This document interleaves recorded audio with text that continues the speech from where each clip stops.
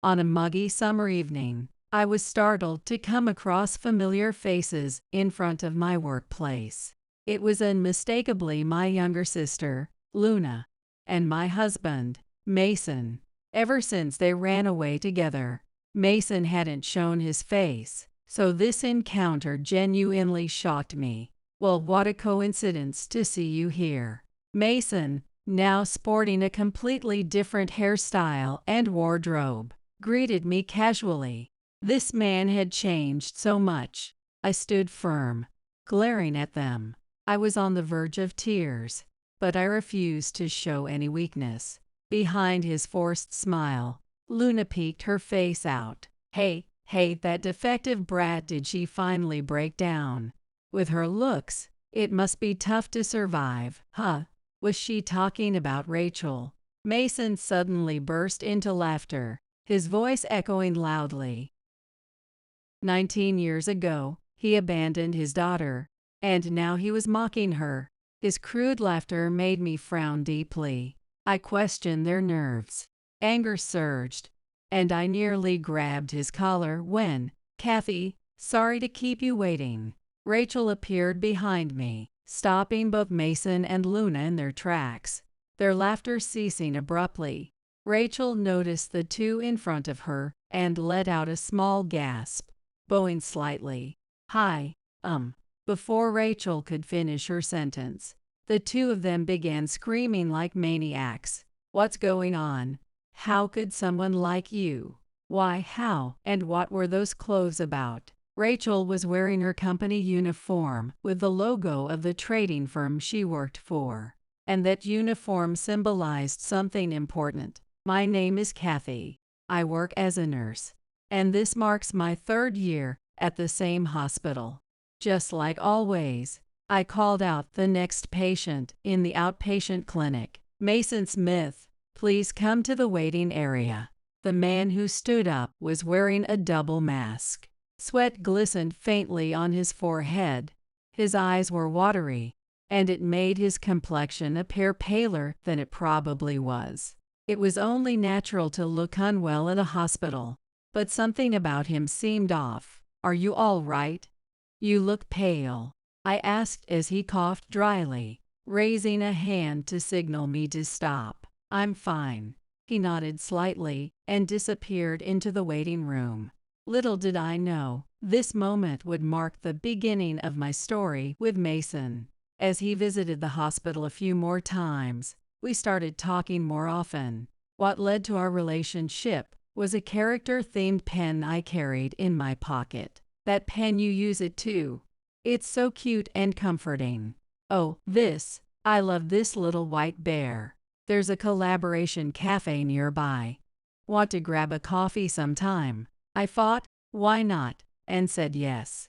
To my surprise, our conversations flowed effortlessly, and we shared the same sense of humor. I later found out that Mason was a CEO of a major company and a marathon-running athlete. He had asthma, which he was actively managing.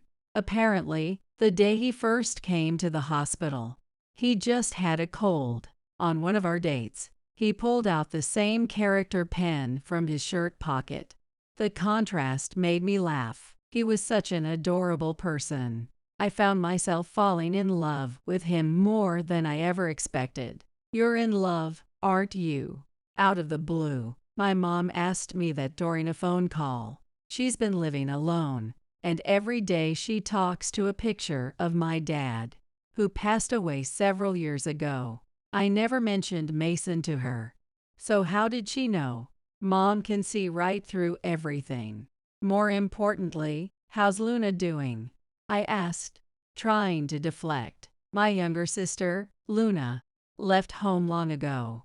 Back in high school, she lost her confidence after being teased about her appearance by her classmates. Mom tried to comfort her, saying she shouldn't believe such cruel words, but it didn't help. Since then, she stopped going to school and stayed home for a long time.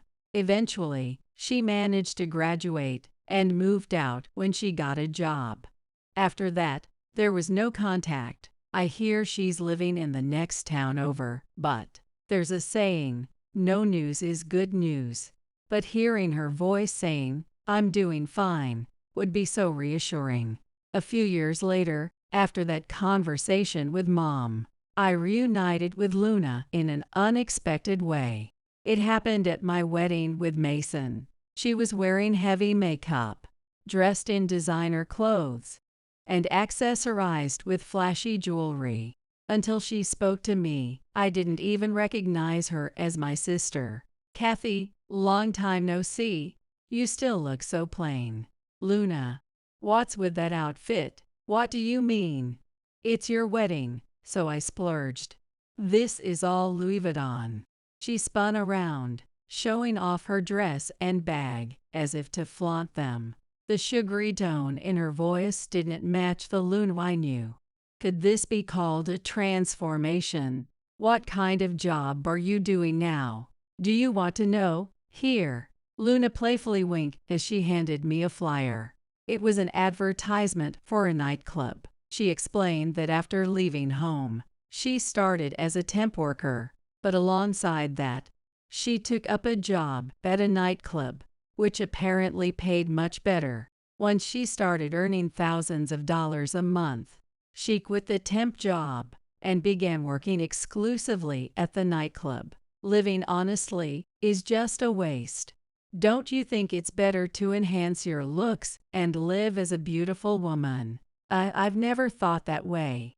With money, you can spoil yourself with your favorite celebrities, mall review clubs, and buy all these designer items. Her eyes sparkled as she talked. It seemed she wasn't just into designer items, but was also spending money at mall review clubs.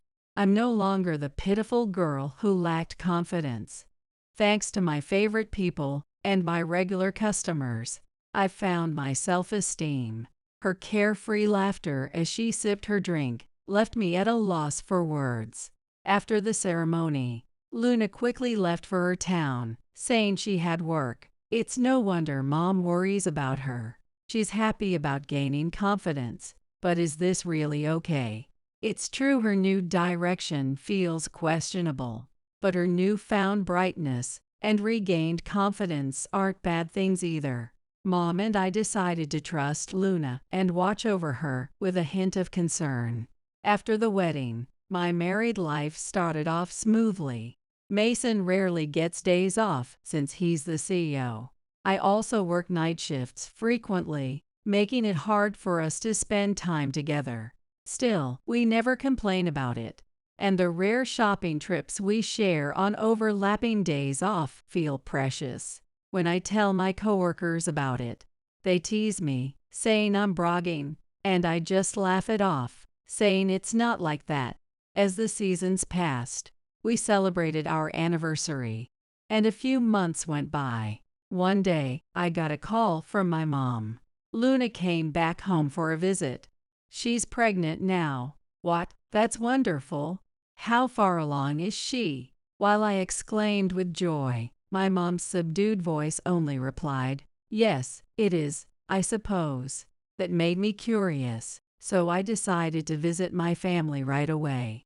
It's less than a 10-minute drive, so I was able to see Mom and Luna quickly. This was only my second time seeing Luna since her wedding day. Luna looked completely different from the last time I saw her.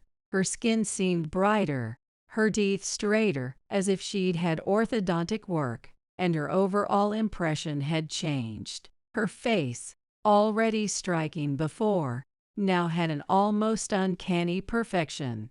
Luna, is that really you? I forced out the words, barely believing my own eyes. Of course it's me, Luna. Did you forget me? Gosh, you're so silly. It was clear she'd spent a lot of money on her appearance. I was so stunned by her transformation that I stood frozen at the entrance to the living room. Kathy, why don't you sit down? My mom gestured for me to sit next to her, with Luna seated across from us. So Luna, who's the father of the baby? And where is he now? Like I've said a million times, I'm not telling you. Why won't you tell us? It's important. Why are you keeping it a secret? It's none of your business. This is about me and my baby. So just stay out of it. Are you planning to have the baby? Mom asked hesitantly, clearly shaken. Can she raise a child alone without the father? She might not be able to continue working at the nightclub as before. Wouldn't it be better for the father to acknowledge his role? Does the father even know about the situation? Mom fired off a series of questions, but Luna's face tightened with visible irritation. With a deep frown and a dismissive tone, Luna replied, I'll be fine. The father is a good person, and I've already decided I'll raise this baby on my own. Luna's determination, no matter what we said, left both Mom and me exchanging glances. She'd always been stubborn, and once she made up her mind, it was nearly impossible to change it. I glanced at her belly.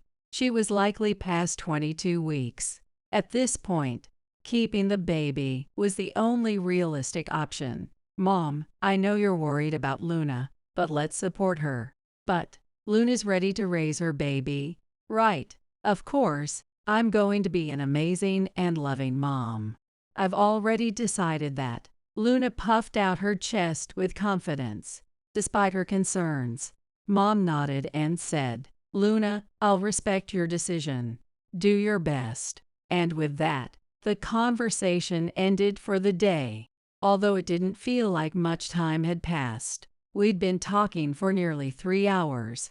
I hurriedly left my family home and returned to the place I share with Mason. I wanted to hurry home and prepare Mason's favorite dishes. Today was a rare day when we could both enjoy dinner together. That evening, we opened a bottle of wine and sat down to a pleasant dinner, where I began sharing what had happened at my parents' house. By the way, I visited my parents' house today.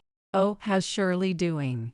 She's fine. Mom's doing well too, but my sister, not so much. Luna, yeah, you won't believe it. She's pregnant. She didn't even tell about her partner. To my surprise, Mason didn't react much. He just nodded and replied, Oh, I see, before downing his glass of wine. His indifferent attitude gave me pause. Was he really listening? Perhaps he was thinking about work while pretending to hear me out. Sometimes he does that, gives vague responses only to forget the conversation later. Still, it wasn't exactly a life-changing revelation. That night, we didn't delve deeper into the topic, and the conversation shifted to something else. Luna's belly grew steadily, and with no complications in her prenatal chick hips, she reached 30 weeks. Preparing for the birth, Luna reluctantly removed her gel nails. Of course, I was complaining. I just want to stay a cute mom. Convincing her that she could redo them after the baby was born took some effort. Finally, the due date arrived, and after what felt like an eternity, the baby was born safely. A beautiful baby girl. But then I noticed it. Mom, too, looked at me in shock. The baby only had 3 fingers on each hand.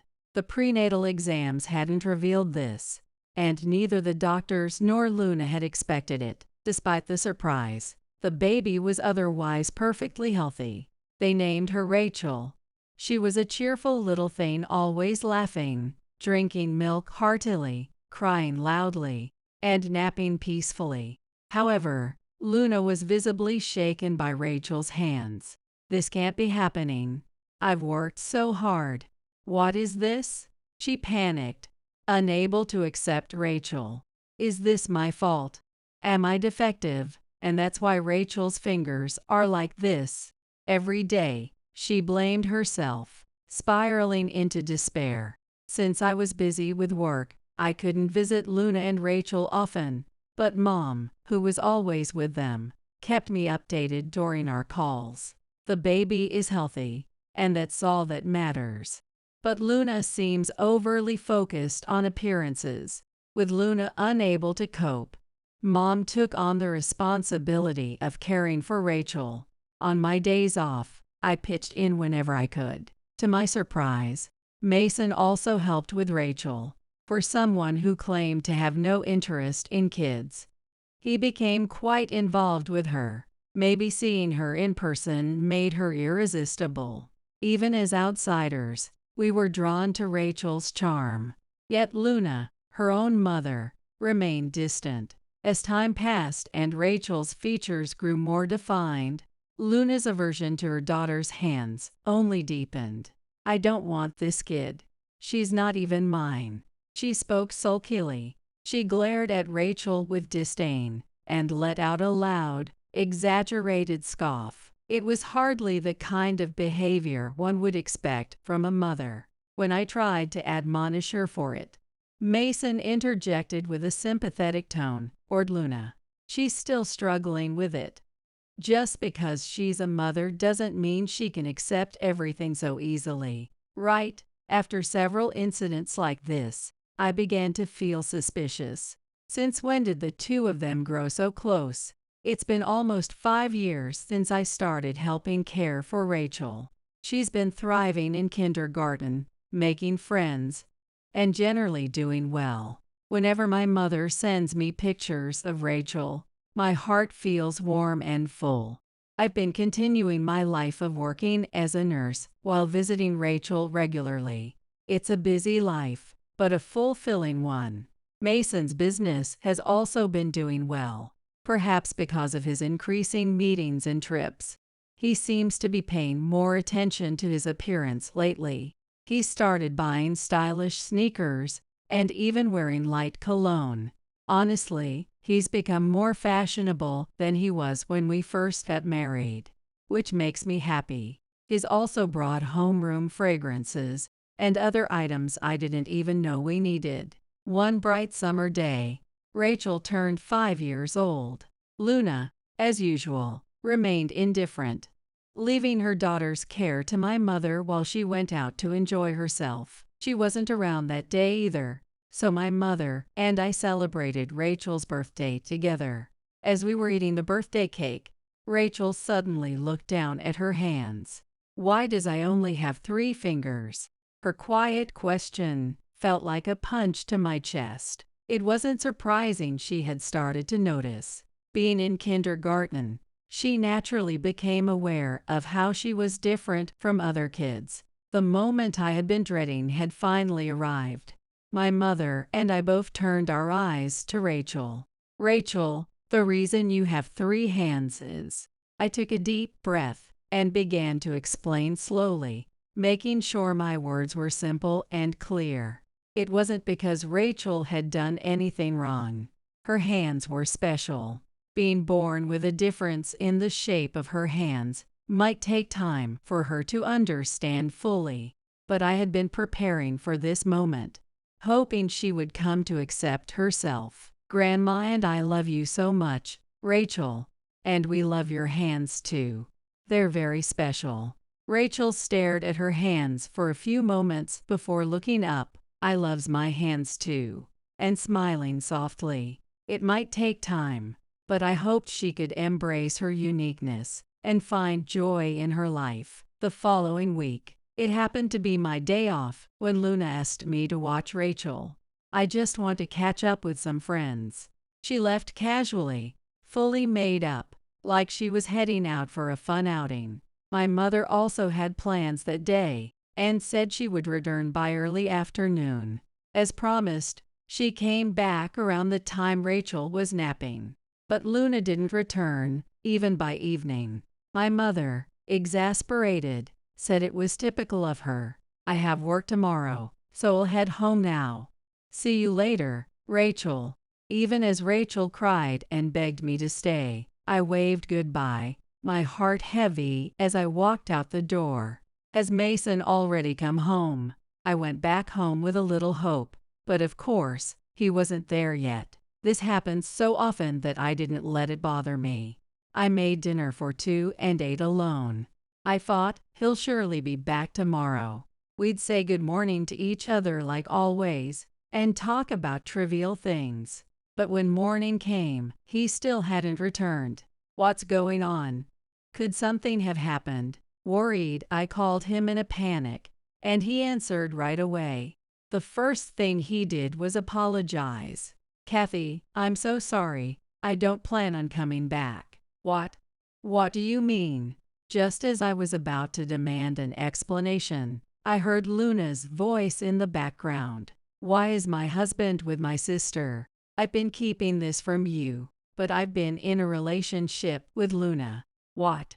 His words left me in utter confusion. Mason explained that not long after our marriage, Luna came to him for help with money. She said she couldn't make ends meet, and he lent her money. She asked me not to tell you, and I couldn't refuse my sister-in-law's request. It was supposed to be just once, but it turned into repeated loans. Eventually, Mason fell for Luna, and they even started a physical relationship. When I heard that, I felt the blood drain from my body. And then came the most shocking revelation. He claimed to be Rachel's father. I was too stunned to speak, but had one lingering question. "Wait a second. Then why did you leave her behind? You and Luna both. If he's her biological father, shouldn't he have taken her with him? Didn't they think about how Rachel would feel, abandoned?" I accused him of being heartless as a parent. "I know, but Luna is struggling to accept Rachel, especially because of her fingers. That's no excuse. I want to free her from that pain. Only I can do it. I feel bad for Rachel, but there was no other way." Honestly, I couldn't believe what I was hearing. What kind of father abandons his daughter while acting like some righteous hero?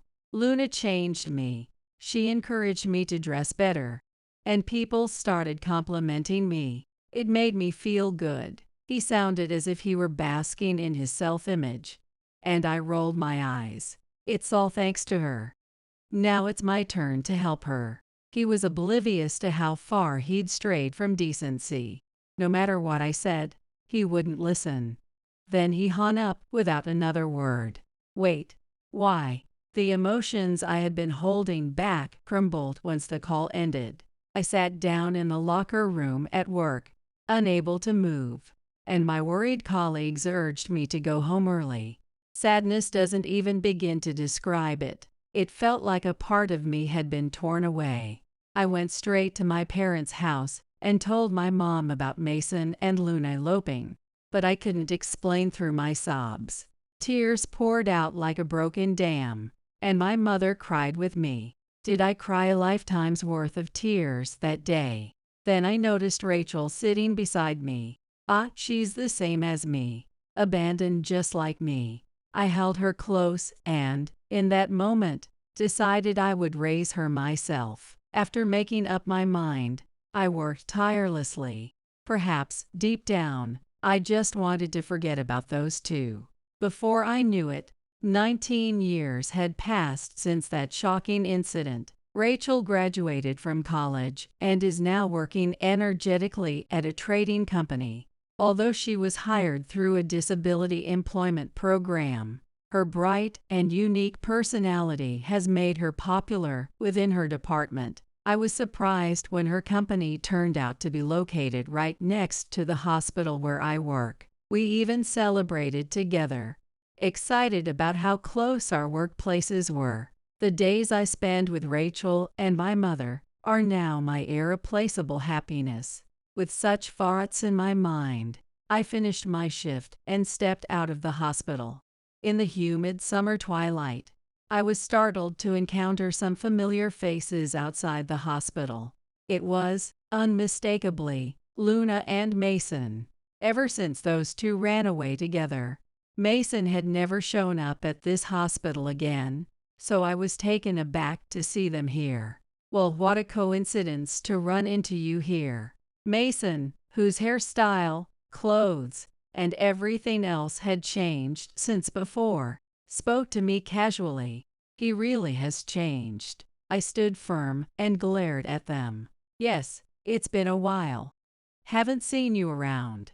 Have you been doing well? I was on the verge of tears, but I held back, refusing to show any weakness. Just here for an asthma checkup. Haha.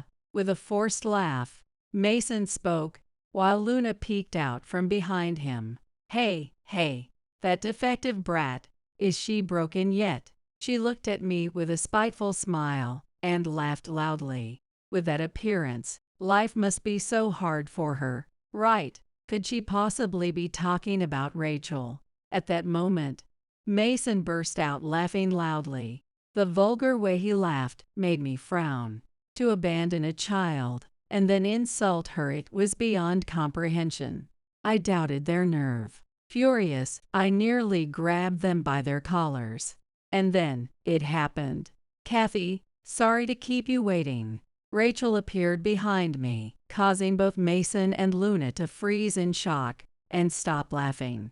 Rachel realized who the two people standing before her were and let out a small gasp, bowing slightly. Hello, Before Rachel could finish her words, the two of them began shouting hysterically, demanding to know why and how. Rachel was wearing a uniform with her company's logo on it, and it was clear that the uniform belonged to an employee athlete on a corporate disability swimming team. What's going on? How could someone like you? I immediately stepped in front of Rachel and answered, don't say such rude things. She has worked hard to face her challenges, and she's become the person she is today because of her determination. Luna glared at Rachel with a resentful look. Don't act so high and mighty. She's probably not even that good. Rachel has won national championships and is expected to compete in the Paralympics. Don't belittle her abilities. A Paralympic athlete. I can't believe she had such talent. Their faces clearly showed disbelief. But what I couldn't believe was their reaction. Mason, being a marathon runner himself, should find nothing surprising about his child's achievements. What's the matter? When I asked Luna, she turned pale and walked away briskly, looking frustrated. Mason, visibly flustered, quickly followed after her, disappearing somewhere. I was left with a lingering unease, trying to make sense of the meaning behind Luna's words. Kathy, those people. Rachel, shaken by the unexpected reunion, tugged at the hem of my shirt. Her 3 fingertips were trembling. I pulled her into a warm hug and then held her hand tightly. It's okay. Let's go home. I tried to smile, but I wasn't sure what kind of expression I was actually making. That night, Rachel spoke less than usual and went to bed early after taking a quick bath, even if she didn't say it aloud. The shock was evident, but what bothers me the most is Luna's reaction. Honestly, I always thought Rachel didn't resemble her father much, despite the common saying that daughters often take after their dads. She does have a bit of Luna's stubbornness, but Rachel is more adaptable compared to her aunt. To uncover the truth, I decided to hire a private investigator. After consulting with my mother, we agreed to look into Luna's past relationships without telling Rachel. No matter what answers come to light, I promised myself to accept them. For about a week, I waited for the results, with my mother keeping a close eye on the mailbox to make sure Rachel wouldn't see anything. One day, after coming home from a night shift, my mother quietly handed me an envelope. It's okay. Rachel didn't see it. I felt a pang of guilt, as though I was doing something wrong, but I quickly opened the envelope. As I read through the contents and examined the various pieces of evidence, I was left stunned. Collapsing to the floor, my mother rushed over in alarm. What's wrong? What did it say? It's just as I suspected. Rachel's father isn't Mason. No way. Then who is her father? I pointed to one man in the photo from the report. Luna's ex-boyfriend. He's successful now with his own business, but back then, he worked as a host at a male review club. It was shocking to learn Luna had been so infatuated with someone from such a place, and had also been involved with him on that level. Really, this is unbelievable. My mother covered her face as the weight of the truth hit her. In all the years she raised Rachel, I'd never seen her shed a tear, but now they were flowing freely. A heavy, sorrowful atmosphere seemed to envelop us. I'll tell Rachel about this myself, but before that, I decided to meet this ex-boyfriend. Among the documents, there were details about his office. Surprisingly, he had launched an IT startup, so on my day off, I visited his office. The young entrepreneur was dressed in a black shirt and slacks, exuding the air of a CEO. With a serious expression, he motioned for me to sit down. Facing him, I brought up Luna, who had been his client over 20 years ago. I thought he might not remember, but his face visibly paled as I spoke. It seemed he did recall. After several seconds of silence, he sighed and muttered his confession. "Yes, I'm the one who got her pregnant." He explained that Luna had been a regular client who spent lavishly from her days as a temp worker. After she left the company, she started using after-hours services, eventually leading to a one-night stand. The pregnancy was discovered around the 5th week. Of course, it wasn't something he wanted, so he prepared an abortion consent form, and they both signed it. It seems there was a lot of trouble before the signing. After that, Luna never showed her face at his shop again. But it's strange. Luna broke the promise and gave birth to Rachel. She must have fallen deeply in love with the young CEO. Determined to have his child, she used my ex-husband, Mason, for Luna. Manipulating Mason, who couldn't stand up for himself, must have been effortless. Though it's just speculation, I couldn't help but hold my head in my hands as I pieced it together. Despite feeling it wasn't my place, I told the young CEO about Rachel. He deserved to know at least. At first, he was furious, cursing Luna under his breath. But now, Rachel is thriving as an adult. With that, he sighed and agreed to accept Rachel. He expressed gratitude for raising her. He even apologized for wanting an abortion back then and offered to help in any way he could. His unexpected reaction left me startled. I had braced myself for rejection. "Thank you. If Rachel ever visits, please welcome her warmly." As I was leaving, he handed me a bottle of expensive-looking wine as a gift for Rachel. Perhaps it was his way of showing consideration.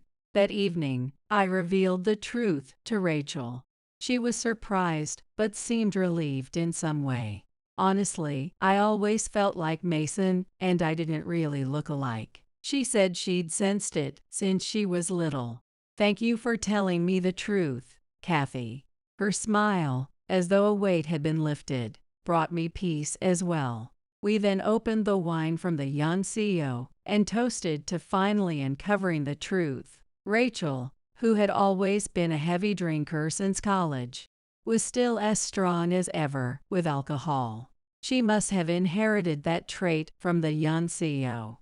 As we drank, we chatted about the young CEO's impression, glimpses of his personality, and the atmosphere of his office, letting the night drift away. The next day, as I was leaving the hospital after work, I ran into Mason and Looney again.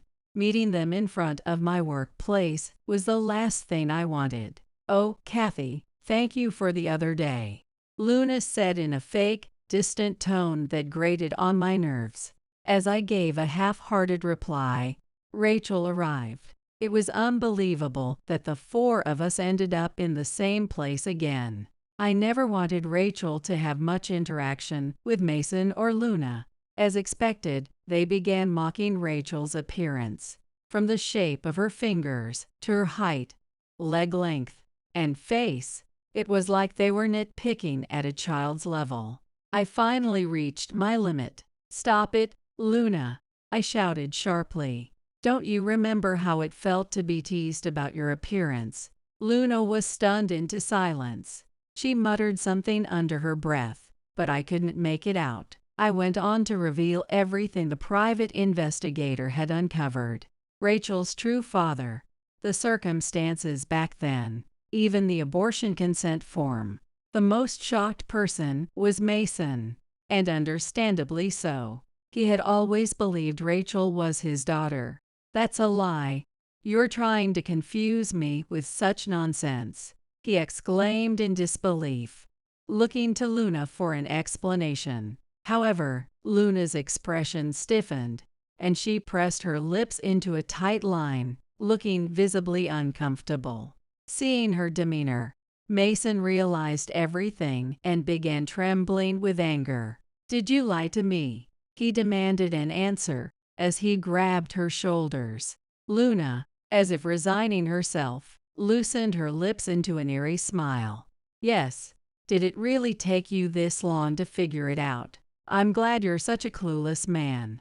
What? You and that child don't even look alike." Not one bit. Realizing he'd been deceived, Mason was utterly stunned.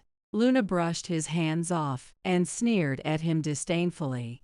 "Why would someone like me ever be interested in a guy who's below average in looks like you?" "Below average? What are you even saying?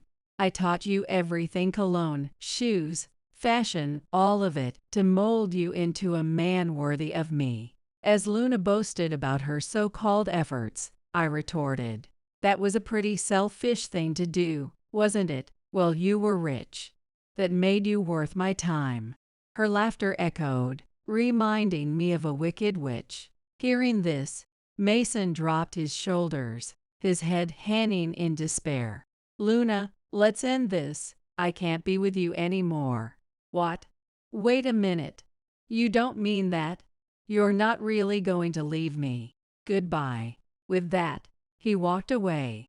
I understood his shock upon learning the truth, but I wasn't kind enough to feel sorry for him. Watching Mason's retreating figure, I couldn't bring myself to pity him. In fact, I felt he deserved it. Meanwhile, Luna chewed her nails as she watched Mason leave. Fine, I already found someone way better than him. What? Could it be that she had another man? But to my surprise, her passionate gaze was directed not at another man, but at Rachel. "Rachel, you're the only one I need. Let's live together, starting right now, please." Luna's sudden shift in attitude left both Rachel and me speechless. "You have a bright future ahead of you as a Paralympic athlete. I'll be there to walk that glittering path with you." After all the insults she had hurled earlier, what was she even talking about? I was about to interject when Rachel, with an expressionless face, spoke firmly. "What? No, absolutely not. Why, I'm offering you this amazing opportunity. I am Kathy's child. I can't see you as a mother. You're too selfish." Rachel's clear and resolute response earned my silent applause. "Are you mocking me? You defective little thing." She began spitting out a string of insults. She had thought that having a child with a male review club host would guarantee good looks. Instead, she had a child without fingers.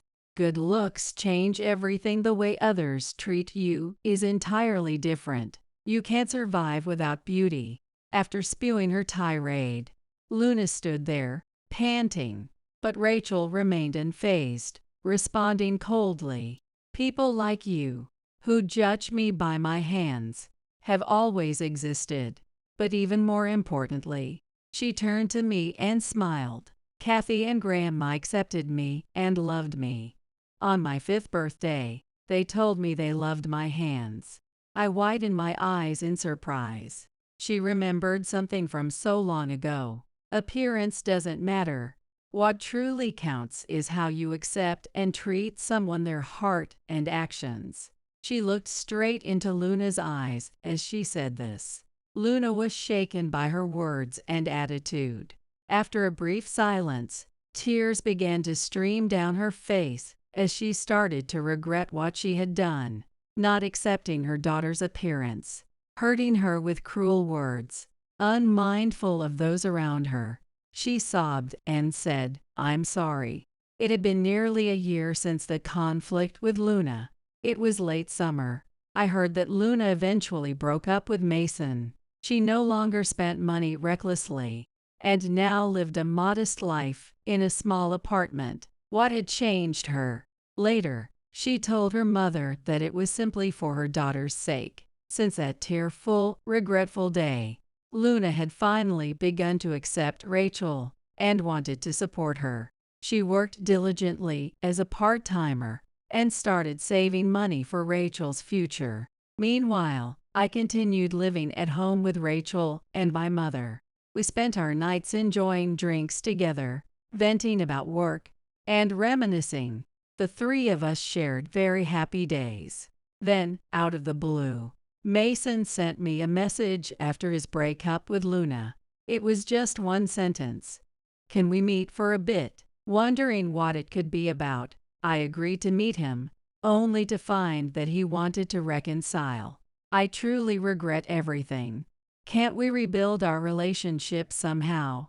Absolutely not. Was he still so naive? Holding back the urge to say so, I shook my head. When you left, I was devastated and heartbroken. If it weren't for Rachel, I wouldn't have recovered. She is my everything now. I then pulled a piece of paper from my bag. "Let's divorce." Mason's face fell in despair as he pulled out that character-themed pen from his pocket and signed the divorce agreement. This was a secret I hadn't yet shared with my mother or Rachel. It was something I intended to take to my grave. One sunny Sunday, Rachel was competing in a 50 meters backstroke swimming event. If she performed well, she would secure a spot in the Paralympics. My mother and I sat in the stands, anxiously cheering her on. "She'll be fine. She's worked so hard for this." I told myself this as I watched a final race. The swimmers took their positions in the pool. A tense moment, then the short signal. In an instant, the swimmers surged forward with all their might. My mother and I shouted encouragement with all our strength. "Go, Rachel! Reach for it!" The sound of water splashing mingled with the cheers of the crowd. One by one, the swimmers reached the finish, and their times were displayed. In those fleeting seconds, Rachel broke her personal record and claimed a resounding first place. She had won, securing her ticket to the Paralympics. We did it! Amazing! Absolutely amazing! My mother and I hugged tightly, our eyes fixed on Rachel. From the poolside, she spotted us and waved enthusiastically. I won.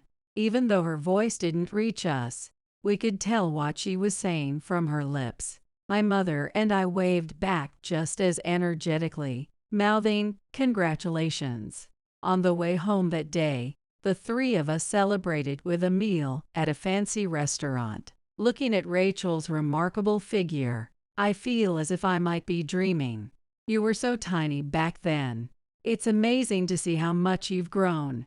I gesture with my thumb and index finger to show a small size. "I'm not that small." She laughs. I'm truly overjoyed about today. Congratulations, Rachel. It's all thanks to you too. Thank you. Seeing how hard she worked, today's competition felt incredibly special to me. Overcome with emotion, I secretly let her tears slip, ensuring neither of them could see. Appearance doesn't matter. Rachel is determined to share that message with the world. It's a message only she can deliver, having achieved success without focusing on looks. Watching Rachel face forward, striving towards her goals, fills me with pride. Rachel, thank you for being part of our lives. I held her tightly, my heart overflowing with warmth. Could you move out of the way? You're in my way. Wait a minute. With that, my stepdaughter Susan kicked me as I was crouched down, cleaning the hallway. I lost my balance and fell on my bottom. This happened every day, and she always chose moments when my husband Matty was away to harass me. Hey, why did you marry my dad? What? You must be in it for the money. He makes quite a bit, doesn't he? That's not true at all. That's definitely not true. I didn't even know what he did for a living or his income until right before we got married. But whatever. It doesn't matter because you'll be out of here soon enough. What are you planning? I heard the front door open and Maddie came home. You're home early today? Yeah, I have another business trip lined up. It'll be for a week. When are you leaving? It's not for a while yet. I felt an unsettling gaze from behind me, making my skin crawl. Even though there was still time before my husband's trip, I ended up breaking my leg at the worst possible time. I managed to get discharged from the hospital, but that was just the beginning of the nightmare. Then Maddie left for his trip. Susan had been waiting eagerly for this moment. I'm going on a trip, so give me some money. What? I don't have any money for you. Don't lie. I know you have it. She opened the third drawer in the closet and started rummaging through it. See? I knew it. I'll take this for my trip. She found the $10,000 I had saved for emergencies. Wait!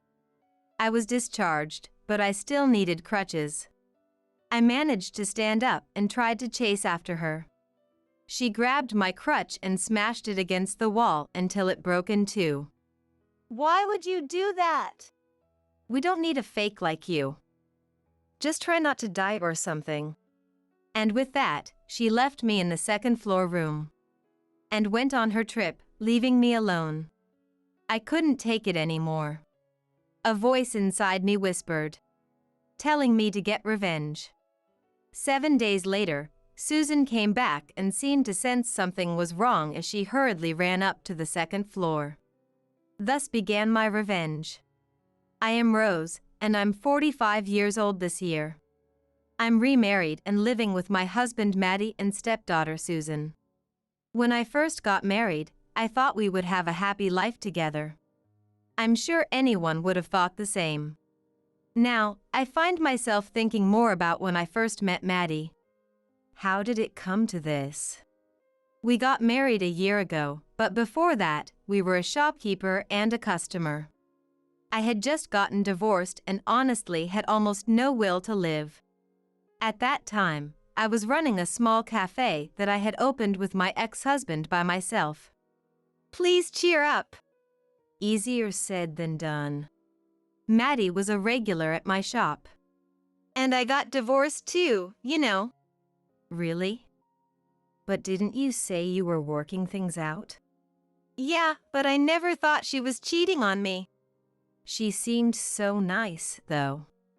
I vaguely remembered her face because she had come to the shop with him before. With 2 people, no less. I almost collapsed in shock. That's just unbelievable. We comforted each other by sharing our troubles. We seemed to get along well, and soon we started meeting outside the shop.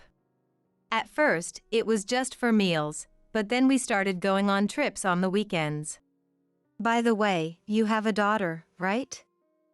Is she okay with this? She's in high school now, so she's fine. But still, she's a girl. Oh, that's right. You didn't have any kids, did you, Rose?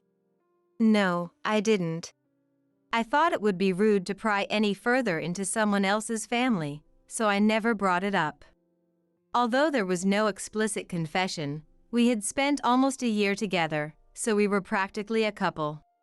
Well, I wasn't too concerned about defining it that strictly. Then, one day. Hey, we've been together for a while now, right? Yeah. And we share similar values, don't we? I mean, I think our ways of thinking are quite alike. That might be true. So, I think we're compatible. I think so too. That's why I believe we should be together more. Wait a minute. What are you trying to say? Will you marry me? marry you. Is it a no? It's not that. I couldn't answer right away. I couldn't stop thinking about my ex-husband. My divorce was due to emotional and physical abuse. And when he realized I might press charges, he left without a trace, leaving behind the divorce papers. Of course, I didn't think Maddie was capable of anything like that. I want to be with you forever, Rose. I feel at home with you. And I won't ask anything from you. Maddie continued to passionately explain how much I meant to him.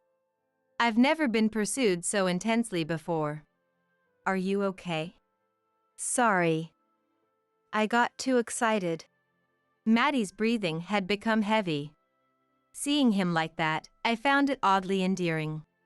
About my answer, if it's okay with you. Really? That's great. But my worries didn't end there. I had never met Maddie's daughter. That opportunity came soon enough. Let me introduce you properly. This is my daughter, Susan. Nice to meet you. Likewise. I'm Susan. So, Dad has decided to marry this lovely lady, Rose. Is that so? Congratulations. Thanks. Looks like we'll need to move now. The introduction was surprisingly brief. Then, preparations for the move began in earnest. I never asked before, but what do you do for work? Come to think of it, I never mentioned it. I'm an interpreter. An interpreter? I never would have guessed. I know, right? Maddie speaks 5 languages fluently. I might have to travel sometimes, which could be inconvenient. That's fine. Thanks. I appreciate it. The move went smoothly, and our life as a family of 3 began. Susan, who had been quiet at first, started to open up little by little. Rose, Mom, do you mind if I call you that? You don't have to force yourself. Call me whatever feels comfortable. Thank you. So, why did you decide to marry Dad? Because he passionately proposed for hours? Really? Dad did that? From what I heard, Maddie was serious and didn't joke much at home. However, the Maddie I knew was full of humor. As we grew closer, Susan started college. But then, her behavior began to change. Susan, about your father's upcoming business trip. She used to respond normally, but now. Could you please not talk to me? What happened? You weren't like this before. Huh? Do you seriously not get it? It didn't take long to understand Susan's true nature. I'm leaving for the trip. I'll be back the day after tomorrow. Got it. Take care. See you. It was the first time Susan and I were alone together. Ever since her sudden change in attitude, I had found it difficult to interact with her. Ever since starting college, things haven't been going smoothly for Susan. I'm not sure why. Susan was the first to confront me. Hey, don't get so full of yourself, okay? I'm not trying to. Oh, really?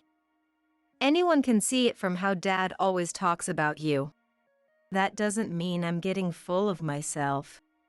It's your smug attitude that pisses me off. What's your goal? Cozying up to Dad? What are you even talking about? Susan kept complaining nonstop. Listening to her, I realized one thing.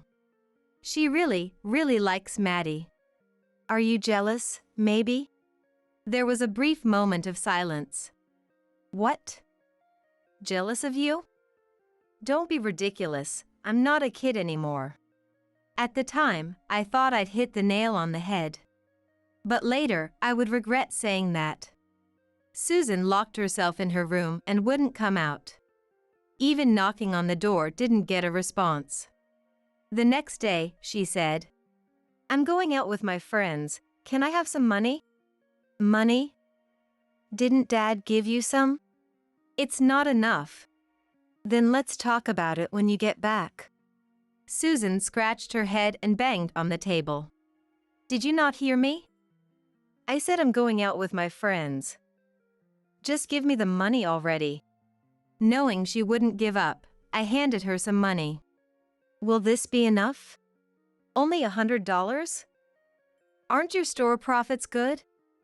Can't you give me more? This is all I can give.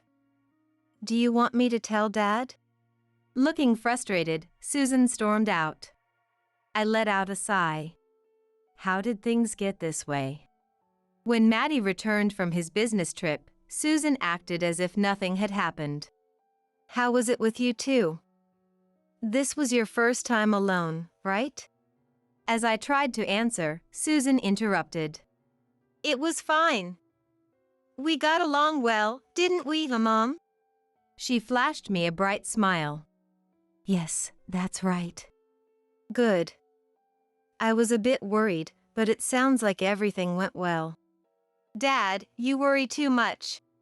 Oh, by the way, Rose, I got you a souvenir. A souvenir? Yes, here it is. It was a bottle of the limited edition essential oil I had wanted. Thank you. Isn't this a limited edition? I just happened to find it. At that moment, I felt Susan's angry stare. Maybe she was boiling with rage inside. What about Susan? Did you get her anything? Oh, right. I almost forgot.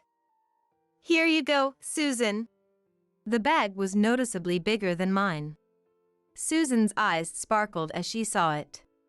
Thanks, Dad. But when she looked inside, her eyes went dull. Didn't you say you liked it before? That's why I got it. Thanks. I'm happy. Her words didn't match her expression. Sorry, I'm pretty tired. I'm going to bed. Okay. Good night. As soon as Maddie went to the bedroom, Susan threw her gift on the floor. What are you doing? Why did you get something expensive? And I got this childish stuffed toy. Susan's gift was a large stuffed toy of a popular character among young people. Why don't we switch? What? Just give it to me. Stop it. Susan tried to snatch the bottle of essential oil from my hand. Dad's going to wake up. Then just give it to me. We wrestled for a while, but I couldn't match the strength of a teenager. The bottle slipped from my hand and fell to the floor. Being fragile, it shattered, spilling the oil. This is your fault for not giving it to me sooner. Susan shifted all the blame onto me and retreated to her room. I gathered the shattered pieces of the fallen bottle. Thankfully, I managed to save a small amount of the oil and carefully placed it back into the box. I could smell the lavender filling the living room. This wasn't how I wanted to experience its scent. I kept scrubbing the floor over and over again. The next morning, Maddie noticed the scent too. Did you use it already? Yeah, but maybe I used too much. No, I think it's fine. I like the smell too. Then Susan walked into the living room. Good morning, Susan. How do you like the scent? It's nice. Do you have classes today? Yeah, I do. Are you enjoying your classes? They're okay, I guess. Although she looked annoyed when she woke up, Susan started to smile while talking with Maddie. Soon it became time to go to the store. I should get going. Right, it's that time already. I'll come with you. Just give me a moment. Susan started to get irritated because their conversation was interrupted. Her frustration was directed at me. I could sense it even without looking at her face. All right, let's go. Yeah. Susan, don't be late. We arrived at the store and immediately began preparations. Thankfully, we had a lot of customers today. This was all thanks to Maddie's advice and financial support. I initially refused, but he insisted it was for both our benefit. We closed the store at 7 p.m., and while I was preparing to close the store, I encountered an unexpected person. "Long time no see, Rose." I turned around instantly, recognizing the familiar voice. "Why are you here?"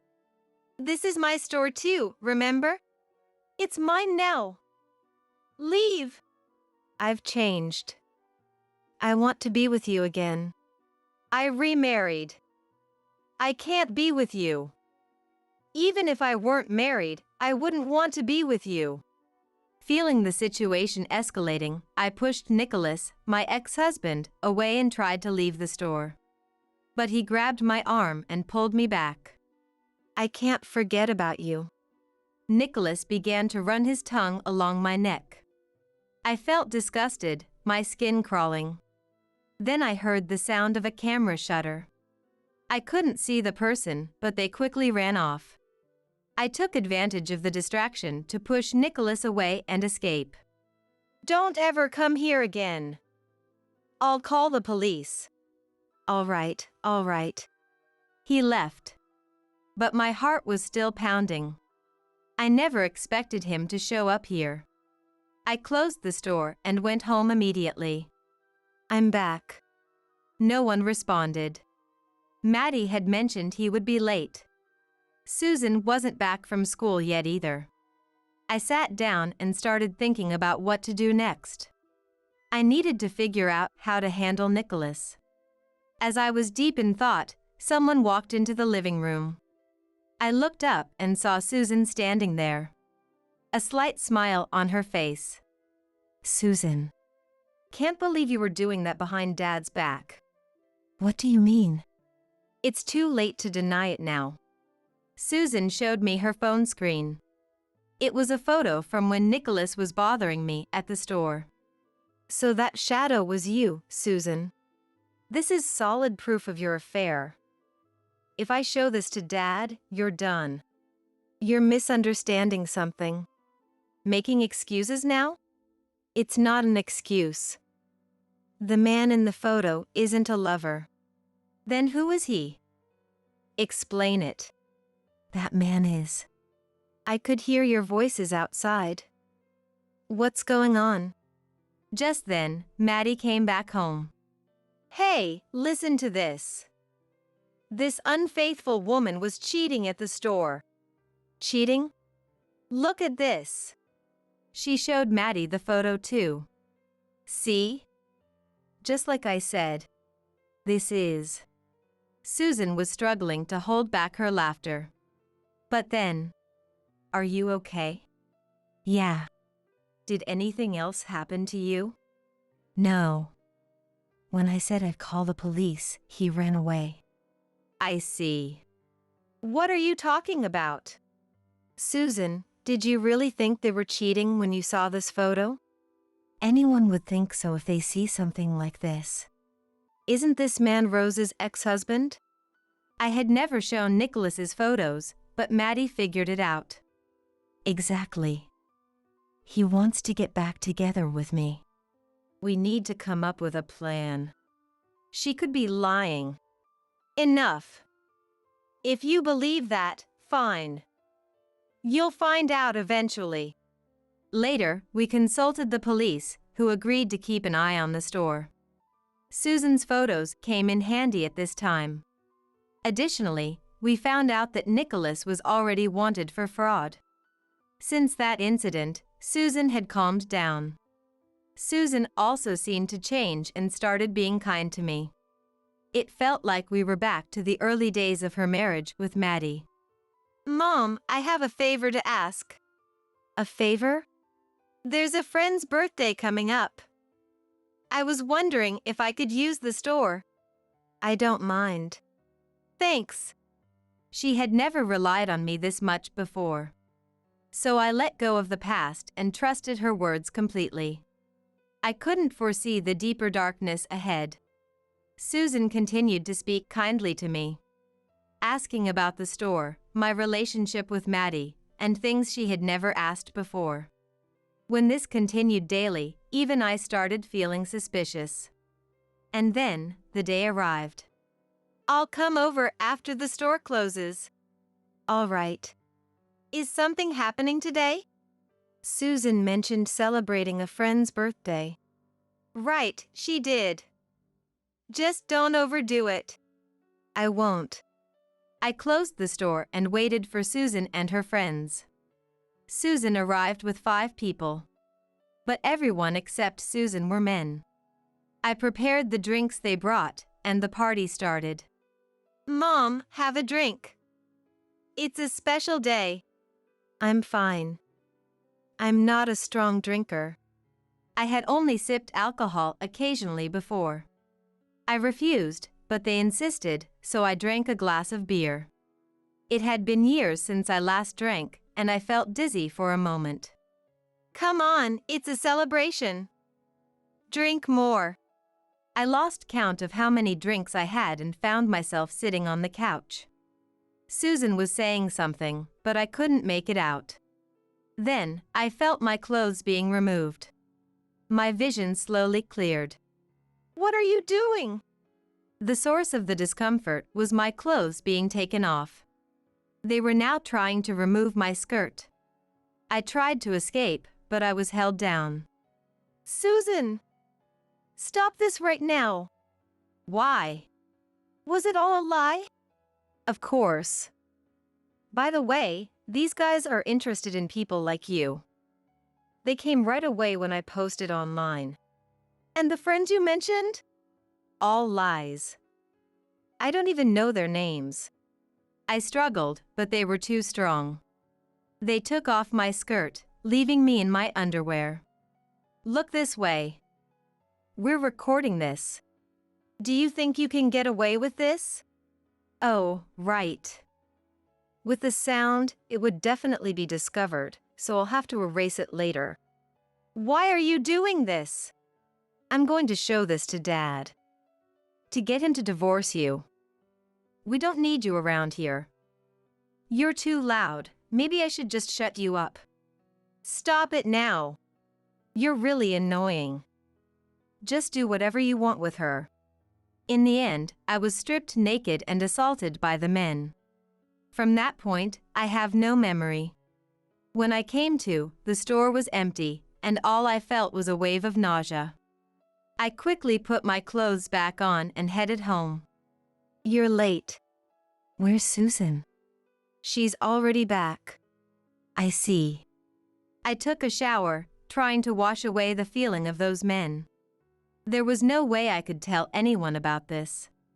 This was exactly what Susan had planned. After that, I had no choice but to accept whatever Susan did to me. You're in the way. Can you move?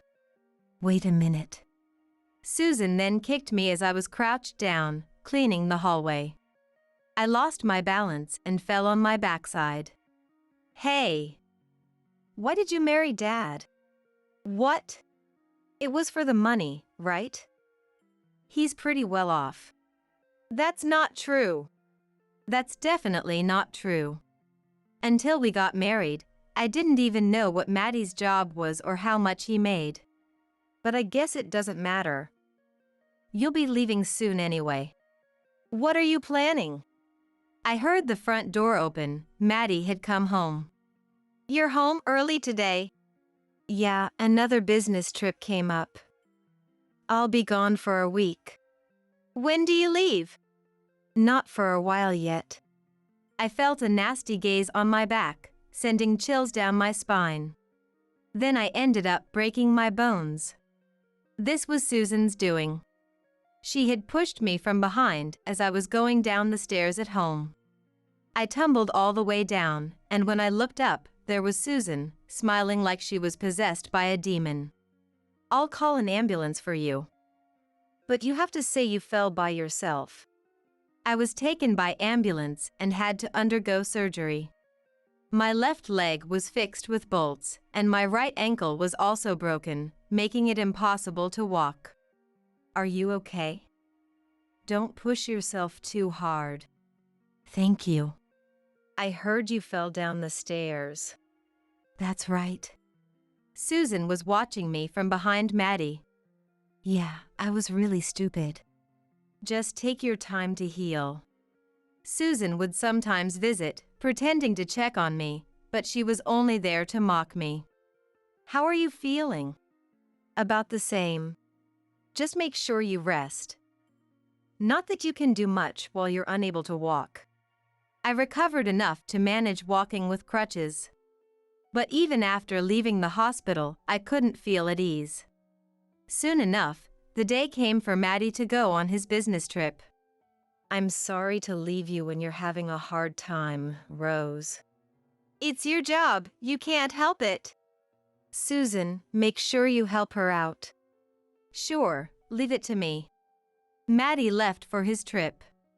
Susan had been waiting for this moment. As soon as Maddie was gone. I'm going on a trip, give me some money. What? I don't have any money for that. Don't lie. I know you do. She opened the third drawer in the closet and rummaged through it.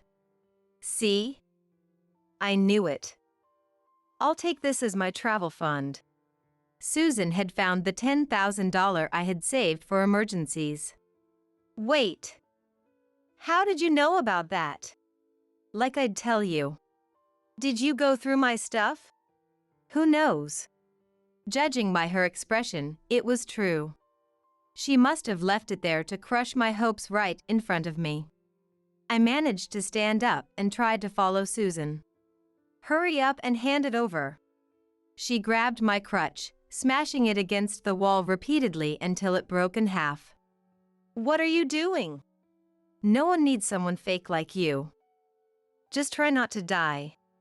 With that, she left me alone in the upstairs room. Susan left for a trip, and I was left all alone. I couldn't stand it anymore. A voice inside me whispered for revenge. Without a crutch, it's tough, but I can still stand. I thought about contacting Maddie, but Susan had taken my phone, so I had no way to reach out. However, I wasn't about to give up here. I managed to get downstairs, using an umbrella as a makeshift cane, and asked for help from the neighbors. I borrowed a phone and contacted Maddie. What? Is this true?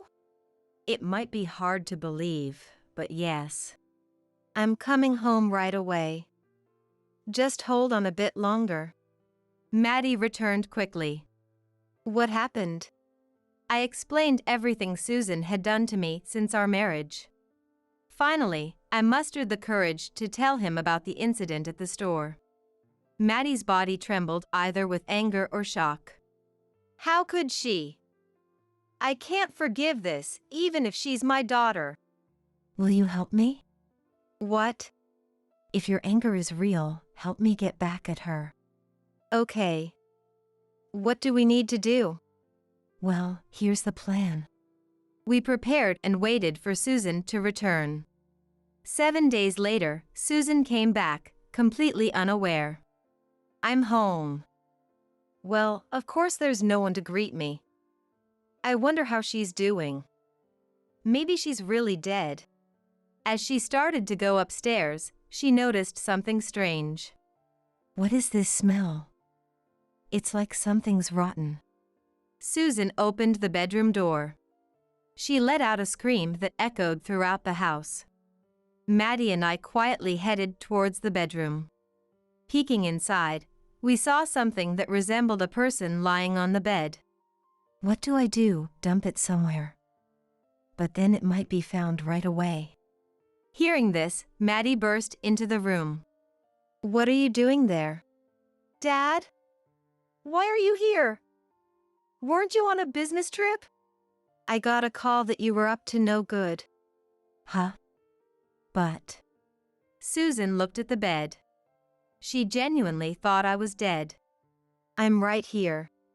How are you alive? Then what's this?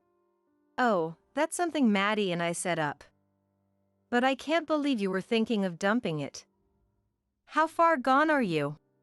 While looking for something that resembled a person, we found a love doll. It was quite expensive, but we didn't care about the cost. Is this what happens when you still can't become independent from your parent until your age? Well then, I'll expose the video. Go ahead. Susan took out her phone and showed Maddie the video. But Maddie showed no reaction. So what? Isn't this too much? This should show how crazy she is. You should divorce her. You're the crazy one. I know everything. How? Did she tell you? Yes, and the store has security cameras. Everything was recorded. Everything you instructed them to do. No way! Susan had no escape now. What you did is a crime. Those men too. You've really messed up. I'm tempted to give you the punishment you deserve myself. When Susan saw Maddie's face, she collapsed to the floor, as if her legs had given out. I've already contacted the police. You might get arrested. Give it up. You're not my daughter anymore. You've gone too far this time. After that, we immediately called the police. Susan was taken away in a police car to explain the situation. She looked like her soul had left her body. Are you okay? I'm fine. But you? Don't worry. I'm ready for this. According to the police, the men who attacked me were also arrested. Those men all claimed they were provoked by a woman. Messages on Susan's phone confirmed this, which was the decisive evidence. Subsequently, Susan was charged as an accomplice. Did we do the right thing? Of course. You did nothing wrong, Rose. Yeah. Maddie held me gently. There's nothing else that makes me feel as safe. Later, we decided to visit Susan. She looked so thin and frail, like a different person entirely. Dad. You came. Just to see if you're truly sorry. Of course I am. I doubt that. Why is she here? This is all her fault. Maddie sighed deeply. Rose is right. It seems you haven't really changed. That's not true. I have changed. Please, believe me. You're an adult now. From here on, you need to live with the consequences of your actions. Goodbye. Maddie walked out first. Do you understand now? If you hadn't done such things. No, if you had just grown up, maybe this wouldn't have happened. What are you saying? You've been abandoned. So, do your best. Wait a minute. Hey, come back. When was the last time I felt so clear-headed? However, the wounds I've received will remain forever. But Maddie is by my side. And that's all I need. I'll handle the estate distribution. If you don't like it, we can get a divorce. I was left speechless when my husband Brandon said those unbelievable words to me right after we got home from my mom's funeral. It was truly shocking. To add insult to injury, Brandon placed 2 pieces of paper on the table and urged me to give him an answer quickly. Furious, I decided right then and there that I would divorce him. Fine. Brandon, who expected me to meekly agree to his proposal, looked confused when he heard my response. But I ignored him and stormed out of the house we had lived in for years. I headed straight to a certain place, determined to carry out my plan. My name is Hannah, and I'm 30 years old. I work as a bank teller and have been married to Brandon, who is 5 years older than me, for 5 years now. These past 5 years have been a living hell for me. Brandon works at a local bank, but his performance is quite poor. He has no motivation for his job and believes that as long as he meets his quota, it's not a problem. This attitude has made him stand out negatively at work. Anyone who works hard at their job is an idiot. It's smarter to take it easy and do things comfortably. When I went to pick up a very drunk him from a company dinner, I was left speechless seeing him make such pathetic remarks to his subordinates. If you only heard his words, it might sound like he's doing well at his job. But having heard about his work attitude from his colleagues, I was completely appalled. Brandon, who never puts effort into anything, is the type of person who looks down on others. He's all about figuring out how to get through each day with the least amount of effort. And he mocks those who work hard. He has no desire whatsoever to get promoted. His lack of motivation and enthusiasm has led his colleagues and subordinates to ridicule him, saying he's likely to be in a position close to being fired in the future. And I was the one he took his frustrations out on. I worked as a freelance illustrator. Brandon used to have a sense of respect for me, working in a specialized profession.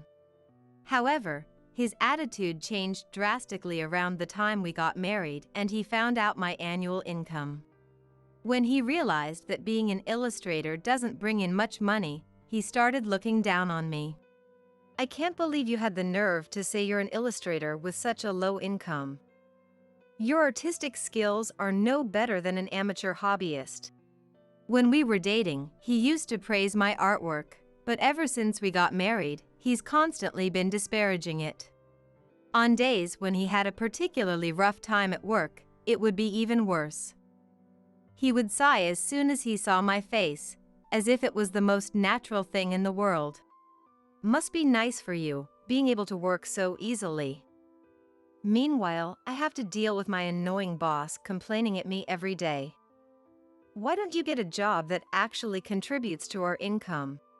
Hearing those spiteful comments over and over again, I slowly started losing confidence in my art. But what kept me going were my customers who needed and wanted my artwork. Some would tell me, "I gave it to my husband as a birthday present and he was so happy." Others would choose my art as gifts for their children. Even though Brandon would constantly make snide remarks, thanks to my customers who wanted my artwork month after month, I'm still able to continue this job to this day. I often worked in the living room of my home.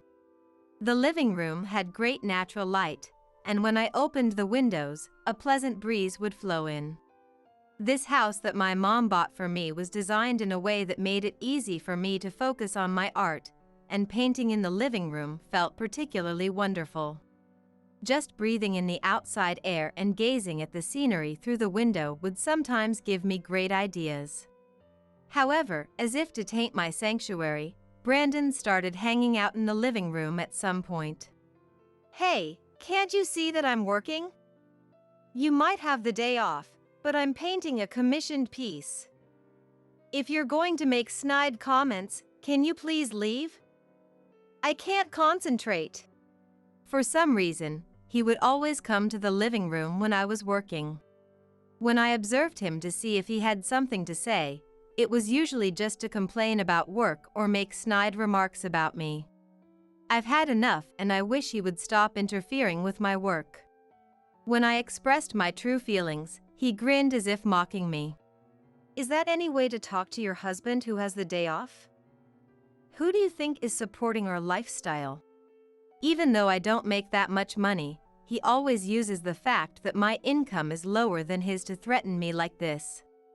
I think this started when I made the mistake of having him as a client and opening a bank account for him. He found out how much I earn and have in savings, and his treatment of me completely changed from before we got married. I thought you'd be living a more affluent lifestyle, but it turns out your mom was the successful one and you're a total failure. Your mom must have been so sad, thinking she could pass the company on to her daughter only to end up having to entrust it to someone else because you turned out to be so unreliable. Using the fact that my income is lower than his, he would constantly ridicule and make snide remarks about me. I couldn't stand him. But he's right, I am currently making a living doing what I love. If I wanted to repay my mom, I should have taken over the company. However, after discussing it with my mom, I chose not to go down that path. You should do what you want, dear. I have no intention of making you walk that outdated path of having to do the job your parents decided for you. Do what you want so that you can also pursue what you love. I want to support you in that." Relying on those words from my mom, I forged ahead on my current path. But the more I tried to convey those feelings to him, the more it turned into ugly arguments that drained my energy. Realizing how foolish that was, from that day on, I stopped responding to him. I let his words go in one ear and out the other, letting him say whatever he wanted. Through years of dealing with him, I learned that the easiest thing for my mental well-being was to ignore his nonsense as the words of a pitiful person. When he stopped getting responses from me, he seemed to lose interest and would click his tongue and return to his room. Since it was just words, I became defiant, thinking it wasn't a problem if I didn't engage with him. Those were my days of ignoring his remarks, until a sudden event changed everything. My mom, who had been in a care facility, passed away. My mom was the CEO of a major automobile manufacturer with over 7,000 employees. At the time, it was said to be the most popular car maker in the country, and there wasn't a single person in the industry who didn't know my mom's name.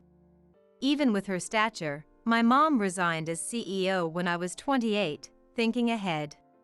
She had wanted to pass the torch to me, but when she found out I was focused on my art, she entrusted the company to my best friend Emily. Emily and I have been best friends since we were little. She lived nearby and we were as close as family. My mom trusted her too. However, Brandon doesn't know this fact. Emily had asked me not to tell Brandon that we're best friends. I was torn about whether to tell you since it's a story from our student days. But after hearing about you recently, I thought it would be better to let you know. That's what Emily said before telling me about Brandon during his student days. Brandon and Emily went to the same high school, but they were in different classes and only knew each other's names. Apparently, Brandon was a student with bad behavior who stood out in a negative way. You know how there's always one in every class?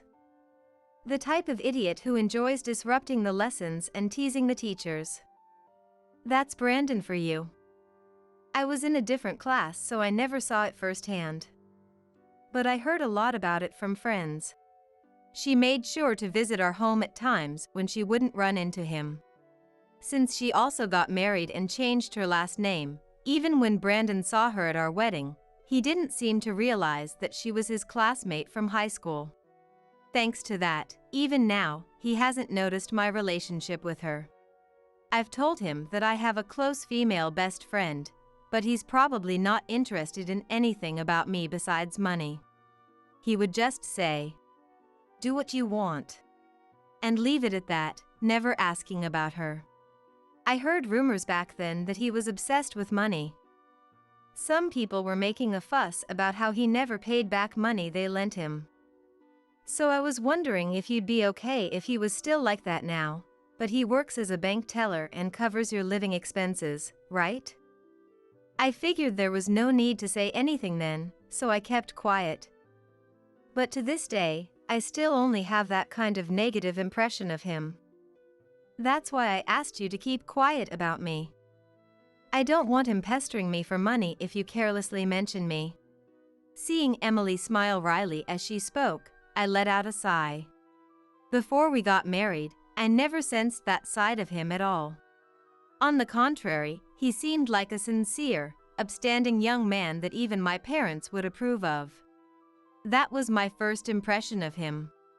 Brandon and I met when he came as a customer to an art exhibition I was participating in. At the time, I was feeling stuck with my art and losing confidence. I was spending my days painting while agonizing over whether I should continue. Amidst that painful time, Brandon stared at a painting I had made for hours. You've been looking at that painting for a while now, right?" While other paintings were garnering interest and attention from customers, he was captivated for hours by a painting that no one else paid any attention to. His behavior made me curious, and I found myself calling out to him. "I'm sorry, was it no good?" "No, not at all. I was just wondering why I can't stop looking at this painting." Brandon has no artistic sense. But I think it's precisely because he lacks that sense that he said what he did next. I don't get it. To be honest, I have zero interest in artistic stuff, but for some reason, I can't take my eyes off this painting. Even when my friend who invited me here told me it was time to go, I couldn't move from this spot. That's how drawn in I am by this painting. I'm sure the person who painted this must have felt pain and anguish, repainting it over and over. I don't know why, but ever since that thought occurred to me, I haven't been able to move. I don't know the first thing about art, so I must sound ridiculous right now. As Brandon scratched the back of his head with a wry smile, I was completely captivated by him. I felt incredibly saved by those words from him, someone who knew nothing about art. To have someone who understood my anguish and saw through it. Realizing there was nothing that could make me happier, before I knew it, I had revealed to him that I was the artist. This sparked the start of my interactions with him. Even Brandon, who had no interest in art, would come visit every time I said I was submitting a painting to an exhibition. "Would it be okay if I visited your studio next time? I'd love to see you painting." I was so happy that he was taking an interest in me. At the same time, I also became interested in him and invited him to my home. And then, he confessed his feelings to me. "I want to keep watching you painting freely by my side, just the way you like." I had never met a man who would say something like that to me before. Genuinely happy, I accepted his confession and we started dating. I thought for sure we would have a blissful time together. My dad and mom, who were still alive at the time, were overjoyed to learn that I had a boyfriend. My mom was so elated that she even reported it to her friends. "You were always such a passionate girl when it came to art, never even having a boyfriend. Nothing could make me happier than knowing you found someone to be happy with." That's right. And I'm in this state. If there's someone who will look after you, I can pass on with peace of mind. At the time, my dad had cancer and had received a terminal diagnosis. Even so, thanks to his determination to at least see my wedding, I was able to safely show him my wedding dress on my big day. Perhaps reassured after seeing that, my dad passed away after the wedding ceremony ended. As if following after my dad, my mom's health also declined, and she entered a care facility when I was 31. There were no issues with her mind, but she didn't have the physical strength to live on her own. After entering the facility, my mom never regained her vigor. And finally, the other day, "I can finally go to where your dad is," she said, leaving behind her last words before passing away. I was shrouded in grief, unable to focus on painting for a while. That's when Brandon, for some reason, was drinking alcohol in high spirits. Finally. "Now you'll be getting that old hag's inheritance, right? It's been a long time coming. I was starting to get tired of playing the role of your good husband."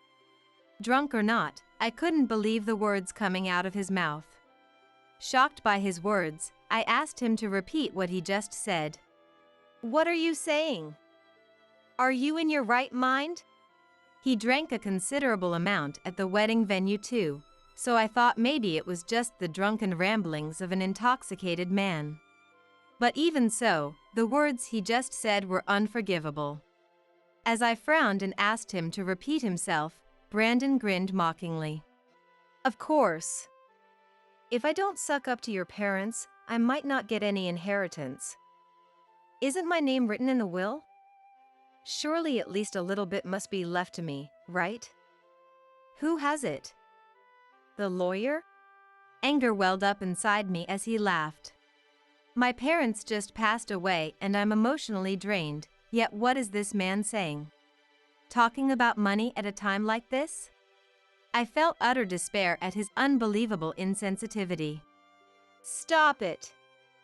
Don't talk about that stuff so casually. Can't you tell the difference between what's okay to say and what's not? I don't usually express my emotions so strongly to Brandon. But this time, I couldn't hold back. Hatred surged within me for Brandon, who had been putting on a good face for my parents all this time for the sake of inheritance, only to show this attitude as soon as they passed away. As I listened to Brandon only thinking about money, what came to mind was the story Emily had told me about his past.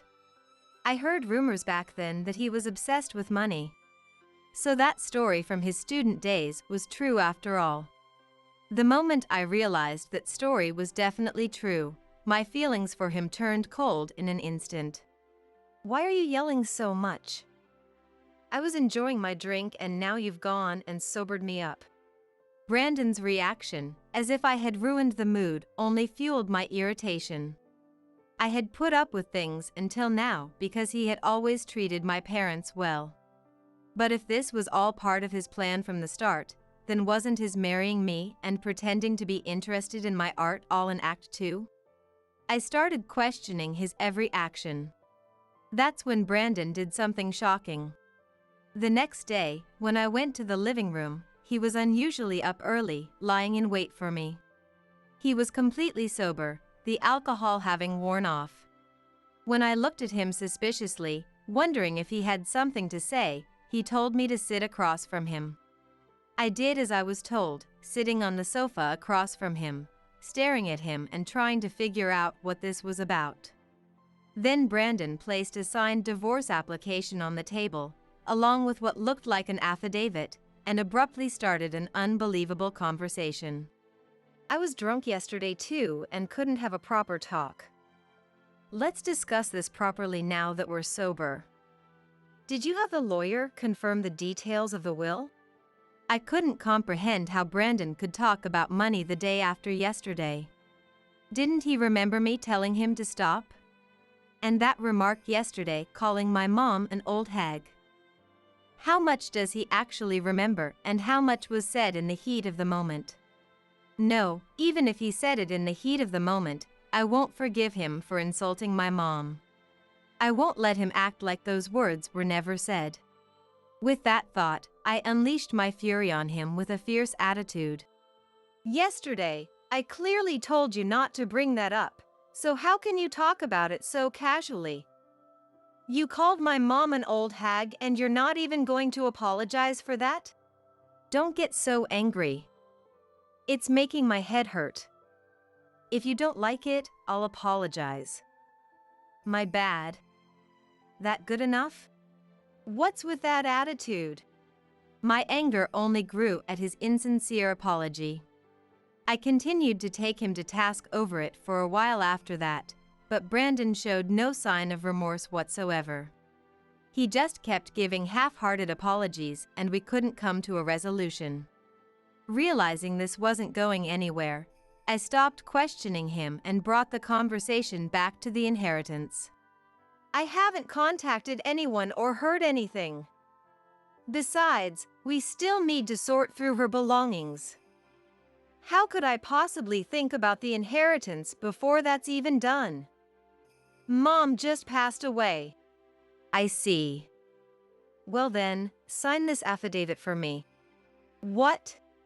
When I looked over the affidavit he handed me, I was astonished by its contents. What is this? It stated that I would swear to leave the entire distribution of the inheritance to Brandon and not interfere at all. Moreover, it clearly noted that breaking this would result in divorce. I was at a loss for words at the unbelievable contents. I'll handle dividing up the inheritance. If you don't like it, we're getting a divorce. The inheritance that becomes yours is mine too, right? So it's my prerogative what I do with your stuff. What's yours is mine, and married couples share assets, don't they? I'm saying I'll take care of it for you since you can't do the work yourself. You should be grateful. The moment I heard those words, my patience reached its limit. I got up with my face downcast, and without signing the affidavit, I went to my room and started hurriedly preparing to leave the house. Hey, wait. What are you doing? Sign it. If you don't, we're getting divorced. You hear me? Yes. I hear you. That's why I'm preparing to leave the house now. What? He must have assumed I would quietly sign it. Seeing him rendered speechless by my opposing response, I almost felt like laughing in spite of myself. Hey, what nonsense are you spouting? Divorce? That means we're splitting up, you know? You understand what that means? I just said I understand. I'm sorting my things, so don't get in my way. The years of pent-up frustration and discontent had nearly reached my breaking point when I saw him yesterday. And this contract was the final straw. There's no way I wouldn't divorce him over this. Leaving a flabbergasted him behind, I hurriedly started packing. He tried to stop me from the side, but I wouldn't even look at him. Desperately floundering for some way to stop me, he probably didn't have the composure to calmly assess the situation. Making sure he didn't notice, I took the divorce papers and left the house I had lived in for many years. Well then, thank you for everything until now. Wait a minute, hold on. Ignoring his voice calling out to stop me, I got into the pickup car I had arranged for in advance and escaped to my parents' home. And to carry out a certain plan, I headed to the bank where Brandon worked. Oh, you're Brandon's wife, right? Brandon had been taking time off every day to sort through the estate. And now, the wife of someone like that had suddenly shown up at his workplace. It was only natural for them to look surprised. Thank you for your hard work. Is the branch manager here? I have something I'd like to discuss, so I'd appreciate it if you could call for them. I called out the branch manager and told them something with a big smile on my face. Hannah, what brings you here? Branch manager, I have something I need to talk to you about. The bank started buzzing with the sudden report of our divorce. Ignoring the shocked reactions around me, I continued speaking. I want to close the account with $3 million in it. And please close the personal account I had made as well, right now. I don't think I'll be needing your services here anymore. What? The branch manager couldn't hide his surprise at the sudden request. Another employee who immediately realized this was a huge problem must have called for Brandon. Still in his loungewear with bedhead, he rushed to the bank in a fluster. Hey, what are you doing making decisions on your own? Now, calm down. For now, please come to the reception room. You too, Ms. The branch manager led Brandon and me to the reception room. The remaining employees were looking at Brandon with agitation, and I could hear some of them talking about him in hushed voices. Perhaps feeling flustered by the unpleasant attention he was drawing, he glared at me. However, I wouldn't meet his gaze at all. Maintaining my resolute demeanor, I silently followed after the branch manager. Eventually, we were shown to the reception room. Brandon and I sat next to each other as the branch manager, who had no idea what was going on, asked about the situation. What do you mean you want to close your accounts? Exactly what I said. I want you to close all the accounts I have with you. Hey, what the hell? Closing accounts? I didn't hear anything about this. Well, of course he didn't. I had come to tell the branch manager about closing the accounts without saying a single word to Brandon. As I looked at him in exasperation, thinking what an obvious thing to say, the branch manager explained the situation to him once more. She said she's divorcing you and wants to close all the accounts she has with us. What's going on, Brandon? I never heard anything about you getting divorced. No, I don't accept this divorce either, and we're not actually divorced yet. Hannah is just saying whatever she wants. By the time I thought, how dense can he be? I had already burst out laughing before I could hold it back. Seeing that, Brandon glared at me as if to say, "What the hell? What are you talking about? We are divorced." I signed my part of the divorce papers that were in the living room and submitted them. You? What? As expected, he hadn't noticed that I took the divorce papers from the living room. Upon learning that the divorce papers had been accepted, he let out a shocked cry. The branch manager also looked confused, having no idea what was going on, and stared at us. "You signed them first, didn't you? Why are you so surprised? Didn't you take action because you wanted to divorce me? I also thought I couldn't go on with someone like you, so the timing was perfect. Our interests align, and the divorce papers have been accepted, so naturally there's no division of assets. The house is still in my name too, so please move out within 3 days. Otherwise, I'll sue you for forced eviction or unlawful entry." Wait a minute. What do you mean you went ahead and finished the divorce proceedings on your own? Anyone can see that was just in the heat of the moment, or rather, you only used that to get me to sign that affidavit. Affidavit? Even though a fight had started, the branch manager was watching over us. He probably thought if he intervened carelessly, he might get dragged into it. But perhaps out of surprise, the moment the affidavit was mentioned, he blurted out, "What do you mean?" and stared at Brandon. However, there's no way Brandon could honestly talk about that. Even if he was incompetent at his job, he made up for it with his good interpersonal skills. If he talked about this, even that lone strong point of his would be given up on, and his social credibility would plummet. He might even become unable to stay at his workplace. Noticing that Brandon was keeping quiet out of that fear, I gleefully shared the details with the branch manager. "Actually, my mom passed away, but he shoved an affidavit in my face with threatening content saying if I didn't let him handle the inheritance distribution, he'd divorce me.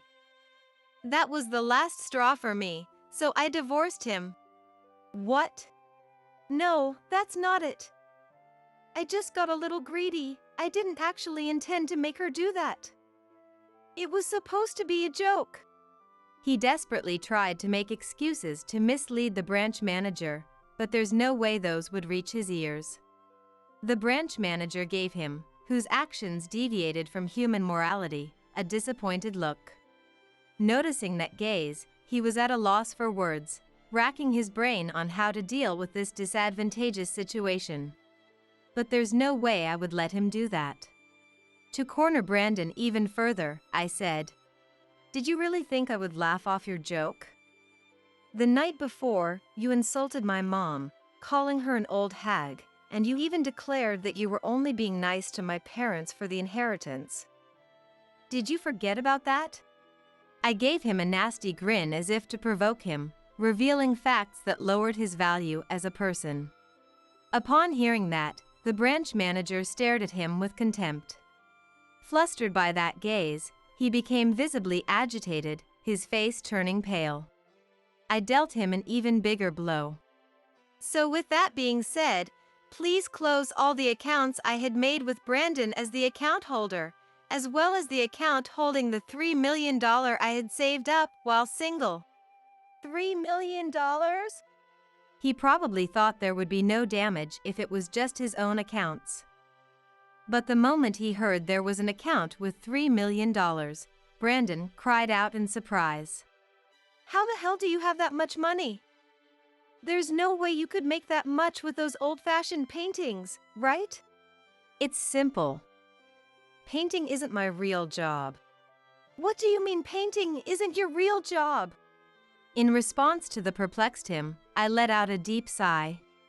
Then, I took out a business card from my bag and handed it to him. "This is my real job.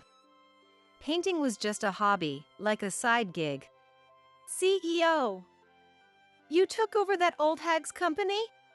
Brandon reflexively covered his mouth after calling my mom an old hag right in front of the branch manager. But it was too late. The branch manager glared at Brandon, who lacked any decency, with a stern expression. I thought Emily was the president of that company. Why are you the CEO? How do you know about her? I never once mentioned anything about the company, right? I also kept quiet about knowing her, so how did you find out? Beads of sweat suddenly formed on Brandon's forehead as if he was flustered. To him, I revealed the shocking truth I had heard from Emily. The answer is simple. It's because you were trying to entice Emily for her money, right? Emily called me just now and told me you contacted her on social media, bringing up my mom.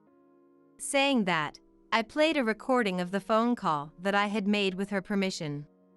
It contained details and evidence of the day he contacted her, including messages that sounded like he was trying to lure her into an affair.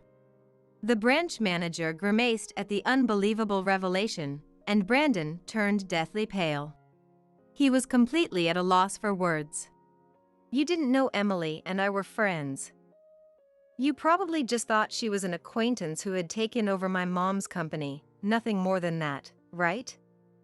Well, too bad for you. Emily and I have been best friends since we were little. The reason I kept quiet about being the CEO was because I had a feeling something like this would happen. Learning the truth, Brandon was unable to retort. You see, she is what you call a salaried manager. The company belongs to me, the owner and CEO. Even if you tried to entice Emily without doing your research, your position is already finished. As I laughed mockingly at him, the branch manager who had been listening cleared his throat and spoke while glaring at Brandon. Brandon, I now have a clear understanding of how you behave at home. It's extremely disappointing. Thanks to you, our bank's sales will likely drop significantly. Branch manager, please wait. I'll talk it over with her now and make sure to resolve this. So please, would you just stop it? I have nothing to discuss with you, and my decision to close my accounts remains unchanged. The moment I said that, the branch manager turned to me. In that case, and he proposed an idea. If I fire Brandon from our bank, will you hold off on closing your accounts? What? Brandon had an unbelieving expression at the branch manager's shocking statement. I also hadn't expected him to suggest that, so I turned my gaze to the manager, showing interest in his proposal. We'd prefer not to have you close your accounts. If we had to choose between continuing your contract and continuing to employ him, it's clear that we value the contract with our customer more. He's notorious for poor performance at work too, and we've been having trouble figuring out what to do with him. We have no need for an employee who can't be trusted by society or as a person, so if you'll agree to continue your contract with us, we'll fire him. That's a violation of the Fair Labor Standards Act. I'll sue you for that. Hearing those words, the branch manager started exposing his bad reputation one after another. Go ahead and try if you think you can. In exchange, we'll also sue you for all the despicable acts you've committed against our female employees and your high-handed treatment of your subordinates. Don't make the mistake of thinking I know nothing. If you're going to take action, we'll hire a lawyer too and respond accordingly. Realizing that the branch manager and I had noticed every single thing, he completely lost heart and fell silent. He held his head in his hands as if regretting his actions. This wasn't supposed to happen. Why? Ignoring Brandon as he muttered those pathetic words, I directed cold words at him. Actions taken to use others for your own greed will always come back to haunt you. All of this is your own responsibility, so reflect on it and accept your punishment. And so, my long battle with Brandon came to an end. After that, he was fired from the bank and moved out of my house. He clung to me until the very end, crying and begging me to withdraw the divorce, but the moment I shouted that I would call the police, he got scared and fled back to his parents' house. However, I had already spoken to my in-laws beforehand, so Brandon ended up being disowned by them. Of course, there was no way I would let it end there. I consulted a lawyer about the moral harassment I had endured up until now and submitted the evidence I had secretly collected. Through my lawyer, I decided to demand a settlement. Emily also demanded a settlement for his persistent attempts to lure her into an affair and his harassing remarks. Brandon, who had been after my mom's inheritance, had hardly any savings due to his extravagant spending and is now living in poverty. Apparently, he lives in a small, old apartment and works from morning to night to pay off his debts. Having regained a peaceful life, I am now fulfilled in both my work and private life. Hannah seems so energetic lately. Both her paintings and her expression have become brighter. I guess it's thanks to Emily being by my side and supporting me. I'm getting good ideas now and I can't help but enjoy painting. Even I could tell that my painting skills had improved considerably. One of my customers, an antique art dealer, highly praised my work. Thanks to that, the popularity of my paintings grew, and I was eventually able to hold a solo exhibition. Thanks to the company as well, sales steadily increased, and it has now developed into a world-class automobile manufacturer that attracts global attention. In between my painting work, I also support Emily's work at the company, and together we now protect the company my mom left behind. Get in here! Wait a minute. What is this? Don't talk. My father-in-law, Grantley, suddenly dragged me into the closet. I had grabbed my phone in a hurry, and when I looked at the screen, it was 2 a.m. What is going on? Just be quiet. Why am I being shoved into a place like this with him? I have absolutely no idea what's happening. Hey! Grantley! The closet is barely illuminated by the light from my phone. He looked at me and put his finger to his lips. Shut up. He had always seemed a bit aloof and reserved since the first time we met. So, I never really knew what he was thinking. Since Cecilia passed away, it seemed to have gotten worse. I had no choice but to follow his instructions silently. Look outside. Outside? He whispered to me. Following his words, I peeked outside through the gap in the closet. It was dark and hard to see. How long do we have to stay here?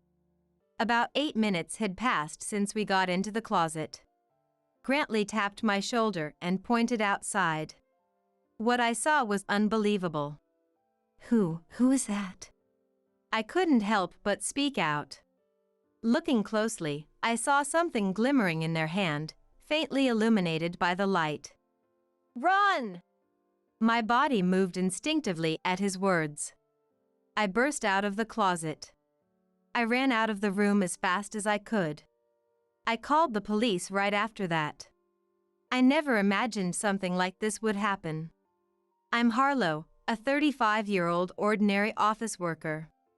2 years ago, I married my current husband, Keaton. What? Marriage? Isn't it about time? Well, maybe, but... There's a party coming up. How about it? A party? I'm not really up for it. Before I married Keaton, I worked as a sales assistant. I didn't have any big goals. I just went back and forth between work and home every day. It's this Friday, so what do you think? If you insist, I'll go. The following Friday, I reluctantly went to the party. That's where I met Keaton. Tonight might be your lucky night. Bernadine, who was sitting next to me, whispered that to me. Lucky? Well, you go to these parties every week. So, Harlow, who do you like? Me? I just came to make up the numbers. Don't say that. We're here, so let's enjoy ourselves. Yeah. I guess you're right. I hadn't had a drink in a while, so I got a bit drunk. And then Keaton spoke to me. Harlow, what do you usually do in your free time? Well, to be honest, I don't really have any hobbies. I mostly just go back and forth between work and home every day. It's embarrassing. That's a shame. You should enjoy life. No one had ever said that to me before. We exchanged contact information after that. We continued to see each other after the party. Keaton taught me a lot of things I didn't know, being so focused on work all the time. It's been 6 months since we met. Yeah, it has. So, how about we start dating? Yeah. I found myself answering naturally. After that, our relationship progressed smoothly. Then one day, when I visited his house, he had a serious look on his face. Actually, there's something I haven't told you. Something you haven't told me? Yes. According to Keaton, he had lost his previous wife a few years ago. Until now, having little experience with men, I was thrown off by this fact. So, that's how it is. I'm sorry I didn't tell you sooner. It's okay. Thanks for telling me. Keaton must have sensed the myriad of emotions I was feeling. He was considerate, telling me I didn't have to accept it if I didn't want to. If you're uncomfortable, it's okay. I didn't want to hear any more. Even though Keaton cared about me, the fact remained unchanged. I started to wonder. Is it really okay to keep dating Keaton? Time, however, waits for no one. Days turned into weeks, and before I knew it, nearly a year had passed. What? Why didn't you tell me? It turned out he had a son with his late wife. The boy was living with his parents. I'm sorry. It was hard to bring up. But still, I truly apologize. I was overwhelmed with distrust towards Keaton. If you're okay with it, would you like to meet him? What? Honestly, I didn't want to meet the boy, but it wasn't his fault. When I first met Keaton's son, Normand, he was just 4 years old. Normand didn't show any hostility towards me, nor was he particularly friendly. What is this feeling? Although we met, we couldn't have a proper conversation. On the way back, I realized what felt off. Normand was almost indifferent towards his father, Keaton. It felt like they were strangers. What's wrong? Oh, nothing. I was just wondering if Normand is always like that. Yeah, I guess so. Even Keaton's response felt odd to me. Has it been a while since you last saw him? I've been busy with work. Maybe Keaton didn't fully understand Normand either. It hadn't been long since his real mother passed away, which could also be a factor. We met a few more times after that, but Normand never warmed up to me. He probably was still wary of me. How can I get him to like me? He's probably just nervous. He'll warm up to you eventually. He seemed optimistic, but I felt differently. After all, Normand wasn't even that warm towards Keaton. This made me more determined. Even though Normand was living with Keaton's parents, I felt it was unfair to him. Can we meet Normand again? Sure, I'll let my parents know. Thank you. A week later. I'm sorry. Why are you apologizing? I'm sure Normand wanted to see you too. Right? Yeah. Normand still looked a bit sullen. Are you okay? I asked gently. At first, he didn't respond, but I kept talking to him. Eventually, he started to open up. Aren't you two getting along? Really? You think so? Hey, let's go play over there. Go ahead, but I need to talk to you first. Can you go ahead and wait for us? Okay. Normand then went to his room. I'm sorry. No problem. So, when are you two getting married? Married? Weren't you planning to talk about that today? I looked at Keaton. He took a deep breath, seemingly gathering his courage. Will you marry me? Yes. Wow. Congratulations. At first, I was hesitant about getting married because his previous wife had passed away and he had a child. However, now I no longer think about those things. Keaton was delighted to hear my response. This marks the beginning of a new life. I had high hopes for this new chapter, but there was a problem. That problem was Grantley's presence. Come on. It's a joyous occasion, so Grantley, show some more enthusiasm. Are you really okay with this? Huh? You should have something else to say. Sorry about Grantley, he's not very good at expressing himself. But I'm sure he's happy for you, so don't worry. Okay. Later, I would come to realize that Grantley's words were not directed at me. And I would face even bigger problems. Then, Keaton and I went to introduce him to my parents. At first, I thought they wouldn't approve of me marrying a man with a child, but they didn't show any displeasure at all. Finally, you're getting married. Now we can be at ease. Take good care of our daughter.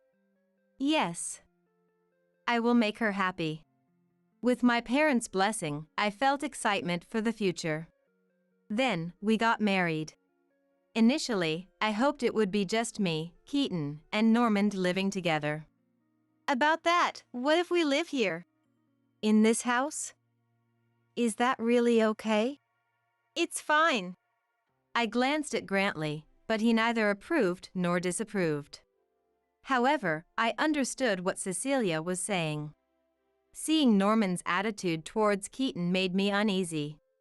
Besides, both of you are working, right? If you live here, we can watch over Normand. That might actually be better.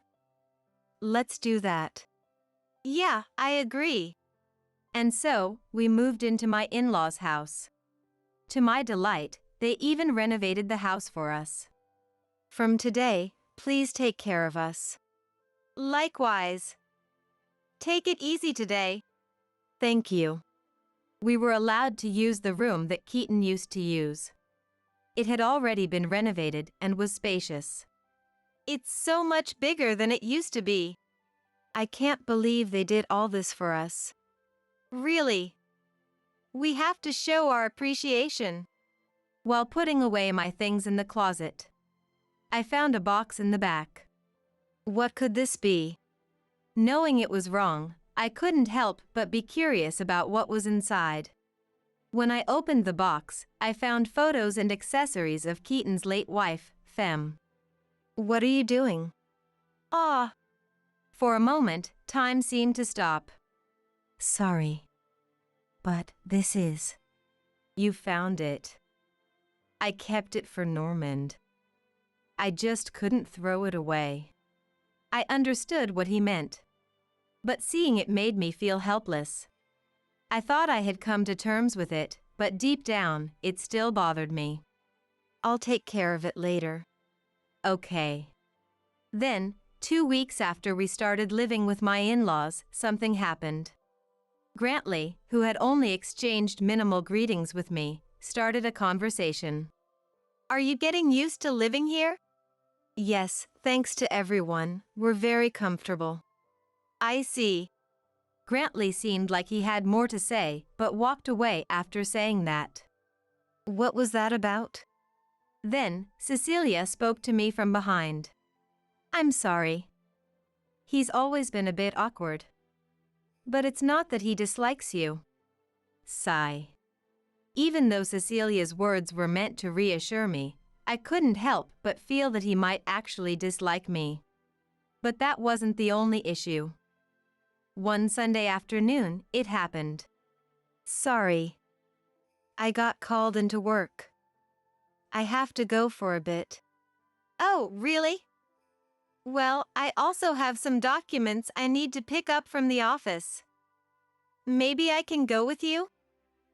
Well, okay. Then, suddenly, Don't do it. What? I was stunned by Grantley's sudden outburst. I couldn't even think of how to respond. It'd be sad for Norman to be left alone. Yes, you're right. Sorry. I got scolded out of the blue. I understood he was thinking of Normand, but I didn't expect him to be so harsh about it. I don't know what's going on, but I'm going. See you. Hey, wait a minute. Heaton rushed out, almost as if he was escaping. Even though Normand was at home, it was my first time being alone with Grantley, and I felt nervous. At that time, I didn't yet realize his true intentions. After that, Grantley started to encourage me more and more to spend time with Normand. Grantley seems to be harsher with me lately. That's nothing new. Maybe you're just overthinking it? No, he definitely hates me. You're being a pain. I didn't miss him muttering that. What did you just say? Nothing. You definitely said I was a pain. I didn't. This kind of exchange continued for a while. Eventually, fed up with it, Keaton left, claiming he had work to do. What is going on? The kind and gentle Keaton from before our marriage was no longer there. He started to insult me, and his behavior became more and more tyrannical. I hadn't done anything wrong, but it was clear his love for me had faded. Is Keaton late again today? Yes, it seems so. Maybe he's out having fun. That's not true. How can you be sure? I couldn't be certain if he was having fun or not, but Keaton kept saying it was an important time at work, coming home late almost every night. This had been going on for a while now. Sorry, but I have to stay at the office tonight. Again? I can't help it. I know, but you haven't really talked with Normand lately, have you? That's not true. Sorry, I have to get back to work. Take care of things there. Days like this would leave anyone sighing. And that wasn't my only worry. Keaton still isn't coming home regularly? No. Maybe you should have a serious talk with him? You're right. You might regret it later. What do you mean by that? But Grantley didn't answer. Was he telling me to think it through myself? In the end, without getting any more details, Grantley just went to sleep. Then, 3 days later, something happened. My husband came home early for once, but he seemed a bit rushed. Why are you in such a hurry? Oh!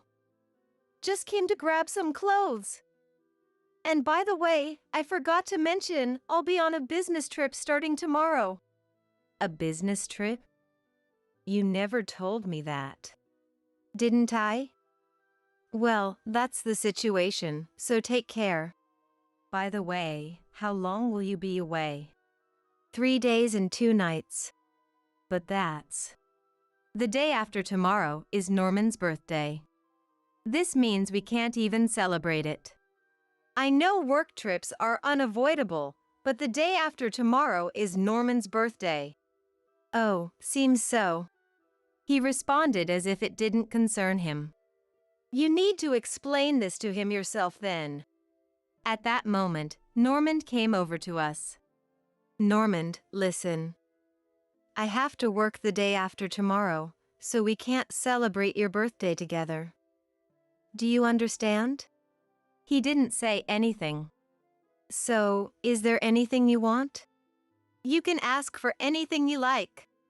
Even when I spoke, Normand kept staring at Keaton without saying a word. Staying silent won't help us understand. Keaton was clearly getting frustrated with Normand's behavior. Hey! Say something. Then, Keaton raised his arm as if to strike Normand. What are you doing? This is discipline. No, it isn't. This is just abuse. I don't have time for this. He's your son. He is. Keaton left without finishing his sentence. I'm sorry. It's okay. All I could do was apologize. Isn't Keaton back? He was here just a moment ago. I see. And he's going on a business trip on Norman's birthday. A business trip, huh? Now Grantley butted in from the side. Is it really a business trip? Grantley, please. It could be something else. He hasn't been coming home much lately. Don't worry about him. Yes. I couldn't understand why Grantley was so hostile, but something even worse had happened. Where's Cecilia? I don't know. You don't know? We later found out that she had been unwell and had been going to the hospital. She had been going on weekdays, so we hadn't noticed. I'll take care of the housework, so Cecilia, please take it easy. But Harlow, you'll have to give up your job too, and it will be a burden. I'm more worried about you. Her presence was significant to me. I balanced work, childcare, and caring for Cecilia's health. After that, Cecilia, who had always been so lively and energetic, suddenly seemed to age. Cecilia, please rest. I'll handle everything. It's okay. Moving around a bit makes me feel better. Your health is more important right now. I see. I'm sorry. I managed because Grantley mainly took care of her. He still treated me coldly. Before I knew it, it had been almost 2 years since we got married. Cecilia had a heart condition, and it had gotten quite severe. She didn't want to be hospitalized because she wanted to spend as much time with her family as possible, I later learned. She didn't want to trouble us, so she kept her suffering to herself. That was so like Cecilia. And then, the unthinkable happened. That morning was particularly cold. Where's Cecilia? She's probably still sleeping. She usually woke up earlier than anyone. I'll go check on her. When I reached the bedroom, Cecilia seemed to be asleep. But as I got closer, I realized she wasn't breathing. I rushed to report to Grantley. Why are you in such a hurry? Cecilia! What? Grantley stood up and immediately headed to the bedroom. Cecilia! Cecilia! He looked back at me and shook his head. No way! I quickly contacted Keaton, who was staying at the office, to come home. I also contacted the hospital, but her death was confirmed as soon as we arrived. That was about 30 minutes later. Mom? Unfortunately, she's... No way! I wanted to believe it was a lie too. Cecilia's death was treated as a seizure. Without time to grieve, preparations for her funeral began. Even at a time like this, you have work? I can't help it. When I tried to stop Keaton from going to work, something fell out of his bag. Something fell. When I picked it up, it was a bank book. And the name written on it was not Keaton's. Thanks. See you. Wait, what is this? It's my friend's. He escaped before I could ask more. But I couldn't dwell on it, as the funeral was the next day. Sorry for making you help with so many things. It's okay. More importantly, is Grantley okay? Yeah, but what about Keaton? He should be here soon. Seriously, that kid. Considering Grantley's feelings, it must be exhausting to worry about his son even at a time like this. Sorry, I'm late. You're not late, but just barely. You really should have helped more. I said I'm sorry. The funeral itself went without issue, but Keaton seemed distracted the whole time. Every day since then has felt more tiring. On this day, I was so sleepy it was hard to stay conscious. And then, I fell asleep without realizing it. Get in here! Hey, what's going on? Don't talk! Grantley suddenly pulled me into the closet. I had grabbed my phone in the rush and saw it was 2 a.m. What is this? Just be quiet. I had no idea why I was being shoved into a closet with Grantley. It made no sense at all. Grantley. The closet was barely lit by the light from my phone. Grantley looked at me and put his finger to his lips. Be quiet? I had so many questions, but I had no choice but to follow his instruction. Look outside. Outside? He whispered to me. I peeked outside through the closet gap as he said. It was dark and hard to see.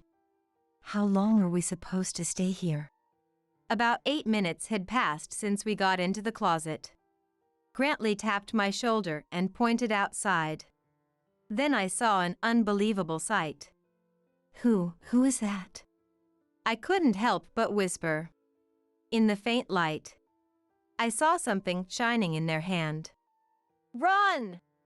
My body moved instinctively at those words. I jumped out of the closet and dashed out of the room. Then I immediately called the police. Please, come quickly. There's someone with a knife in my house. I managed to explain the situation and waited for the police to arrive. Normand! Calling the police wasn't enough. I had to ensure Norman's safety. I rushed to Norman's side. Harlow? Normand! Wake up! I grabbed Normand and immediately left the house. I was worried about Grantley, but my priority was protecting Normand. However, I couldn't just leave Grantley, who had helped us escape. I'm going to check on Grantley, so please stay here quietly, okay? Yeah. Before that, I called Keaton. What? I'm busy right now. We're in big trouble here too. What? A strange woman suddenly entered our room. A woman? Even over the phone, I could tell his voice was tense. Do you have any idea who she might be? No. Of course not. All right. Just hurry and get here. Grantley's life is at stake. Hey, wait! I hung up and headed straight to Grantley. As I approached the bedroom, it was eerily quiet. I peeked into the room and saw Grantley standing, with the strange woman sitting on the floor. Grantley? Oh, Harlow. Is Normand okay? Yes, he's safe. That's good to hear. And what about her? It seems she's Keaton's mistress. Mistress? Grantley sighed. So it has come to this. What do you mean? It seemed like a police car had arrived at our house. Can you explain what happened? Well, let me explain. Grantley said. What he revealed was shocking. As I had heard earlier, the woman before us was Keaton's mistress. Apparently, their relationship had started before our marriage. The mistress wanted to marry Keaton, but he chose me instead. By the way, what's your name? Fern. Fern, did Keaton stay overnight at work or go on business trips to see you? Fern slowly nodded. As I listened, I learned that Fern was a junior colleague of Keaton's at work. How could you do this? I questioned further. But how did you find out about this place? Keaton told me about it. I also took the key from him. But when I entered the room, I heard a strange voice. What? I don't really understand, but I heard someone saying stopped. So it wasn't just my imagination. What do you mean? After I helped Harlow escape, I briefly saw Kaylee's face. Who on earth was Kaylee? No way! Kaylee was Keaton's previous wife. I hadn't mentioned it before, but she passed away due to illness. Yes. He neglected Mom. Normand. Maybe Normand resented Keaton. He probably saw him as the man who let his mother die.